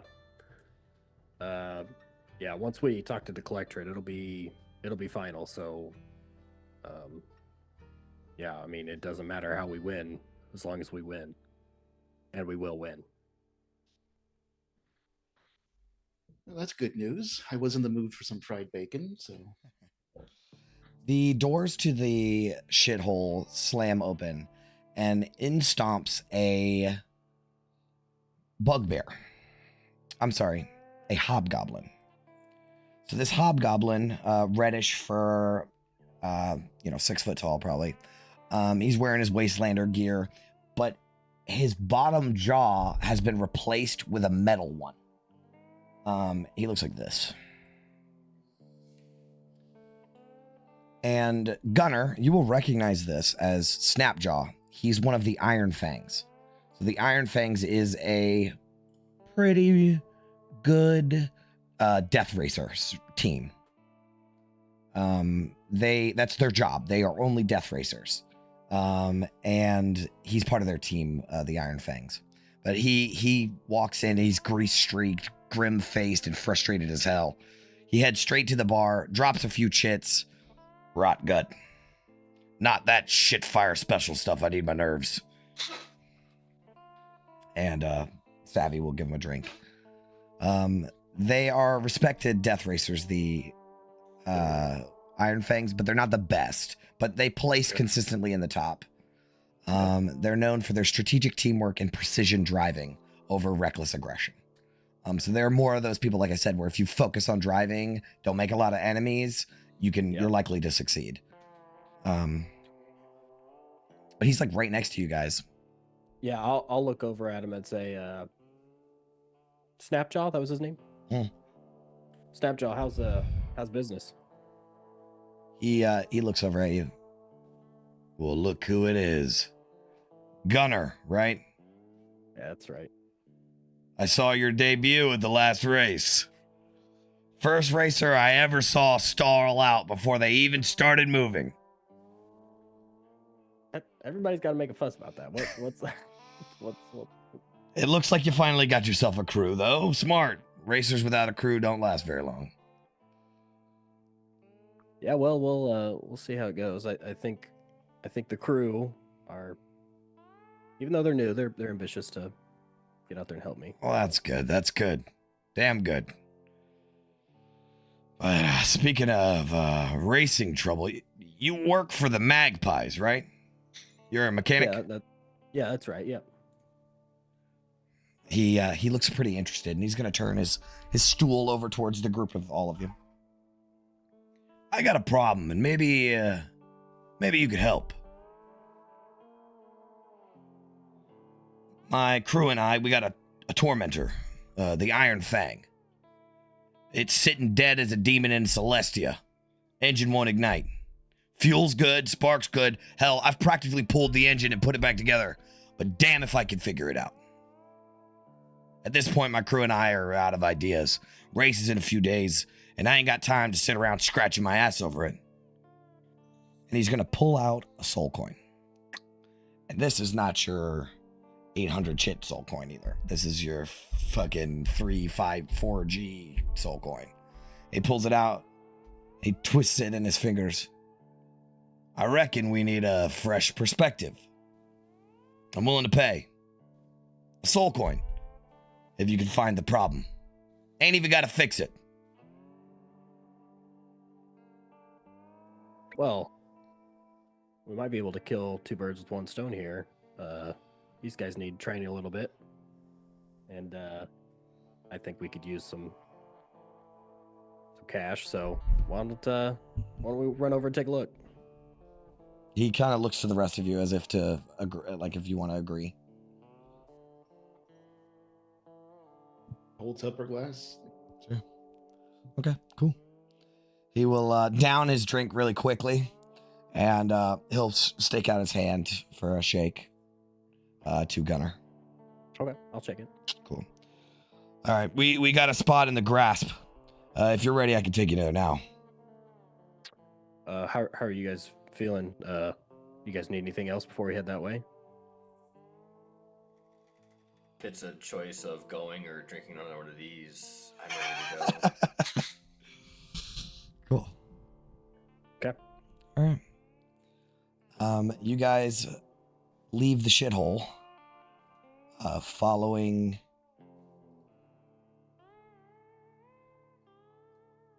Snapjaw. And as you guys are making your way back through Barterfinger, the crowd starting to part in silence as scavers and merchants are stepping hastily aside, eyes downcast. Moving, there's a figure moving towards you guys, not directly, but just through the crowd, as the small groups are parting out of the way for them. You will see a tall, gaunt figure, humanoid, pale, chalk white skin, stretched tight across his muscular frame, bare-chested with spiked pauldrons and straps. He has a jagged scar over one of his sunken yellow eyes, a bald head that is inked with intricate tattoos that coil down his neck. He has a heavy cape that hangs loosely over one shoulder, partially concealing sleek blades crossed on his back. The most unsettling thing about him is his mouth. A brutal metal contraption hooks into his jaw and is violently pulling tight his lips into a bloody permanent smile. Fresh blood seeps slowly from the corners of his mouth, dripping onto his chest, as you will see Rictus grin. And I will show you a handout of a Rictus grin. There he is. And he is surrounded by about 3 redcaps. And, I'm sorry, 4 grim-faced redcaps. And ahead of him, straining wildly at the ends of thick iron chains, are 2 grotesque creatures. They look like redcaps, but they are deformed and mutated. They have pale skin that's pulled tight, and their fucking eyes are bulging out of their head, and they have massive mouths with jagged, sharp teeth, as you will see 2 madcaps, which are redcaps, but they dip their hat, instead of dipping their hats in blood, they dip their hats in demon ichor. So they are these twisted, fucked up, goddamn creatures. Still in the metal boots. And they're pulling against the chains like dogs. And people are retreating out of his way. And he doesn't speak. He doesn't gesture. He merely walks forward, exuding a cruel confidence that says he owns everything and everyone around him.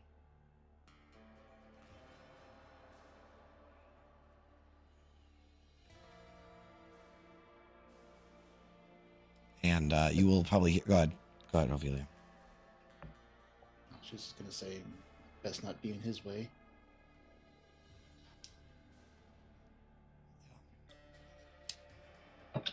Snap Yeah, and jaw. Go ahead.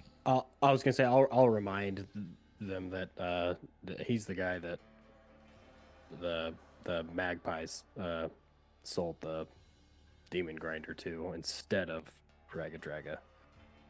He's not one to mess with. Because he's a cool guy that's on the level, or because he will kill everybody if they don't do it?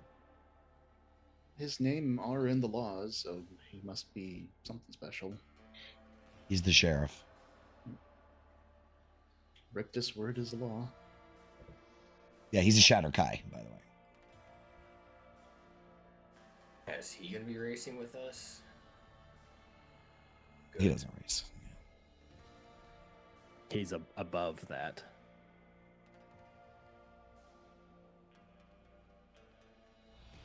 All right, so keeping your heads down, you make your way towards the grasp, which is this big open area between the hand and the gate and the wall. And as Snapjaw leads you towards his garage, I think that's where we'll end the session. All right. Ooh. All right, thank you so much for watching. We will see you all in the next dive into the descent. Stay sharp. Farewell, adventurers. Farewell, Farewell, Farewell, adventurers. adventurers.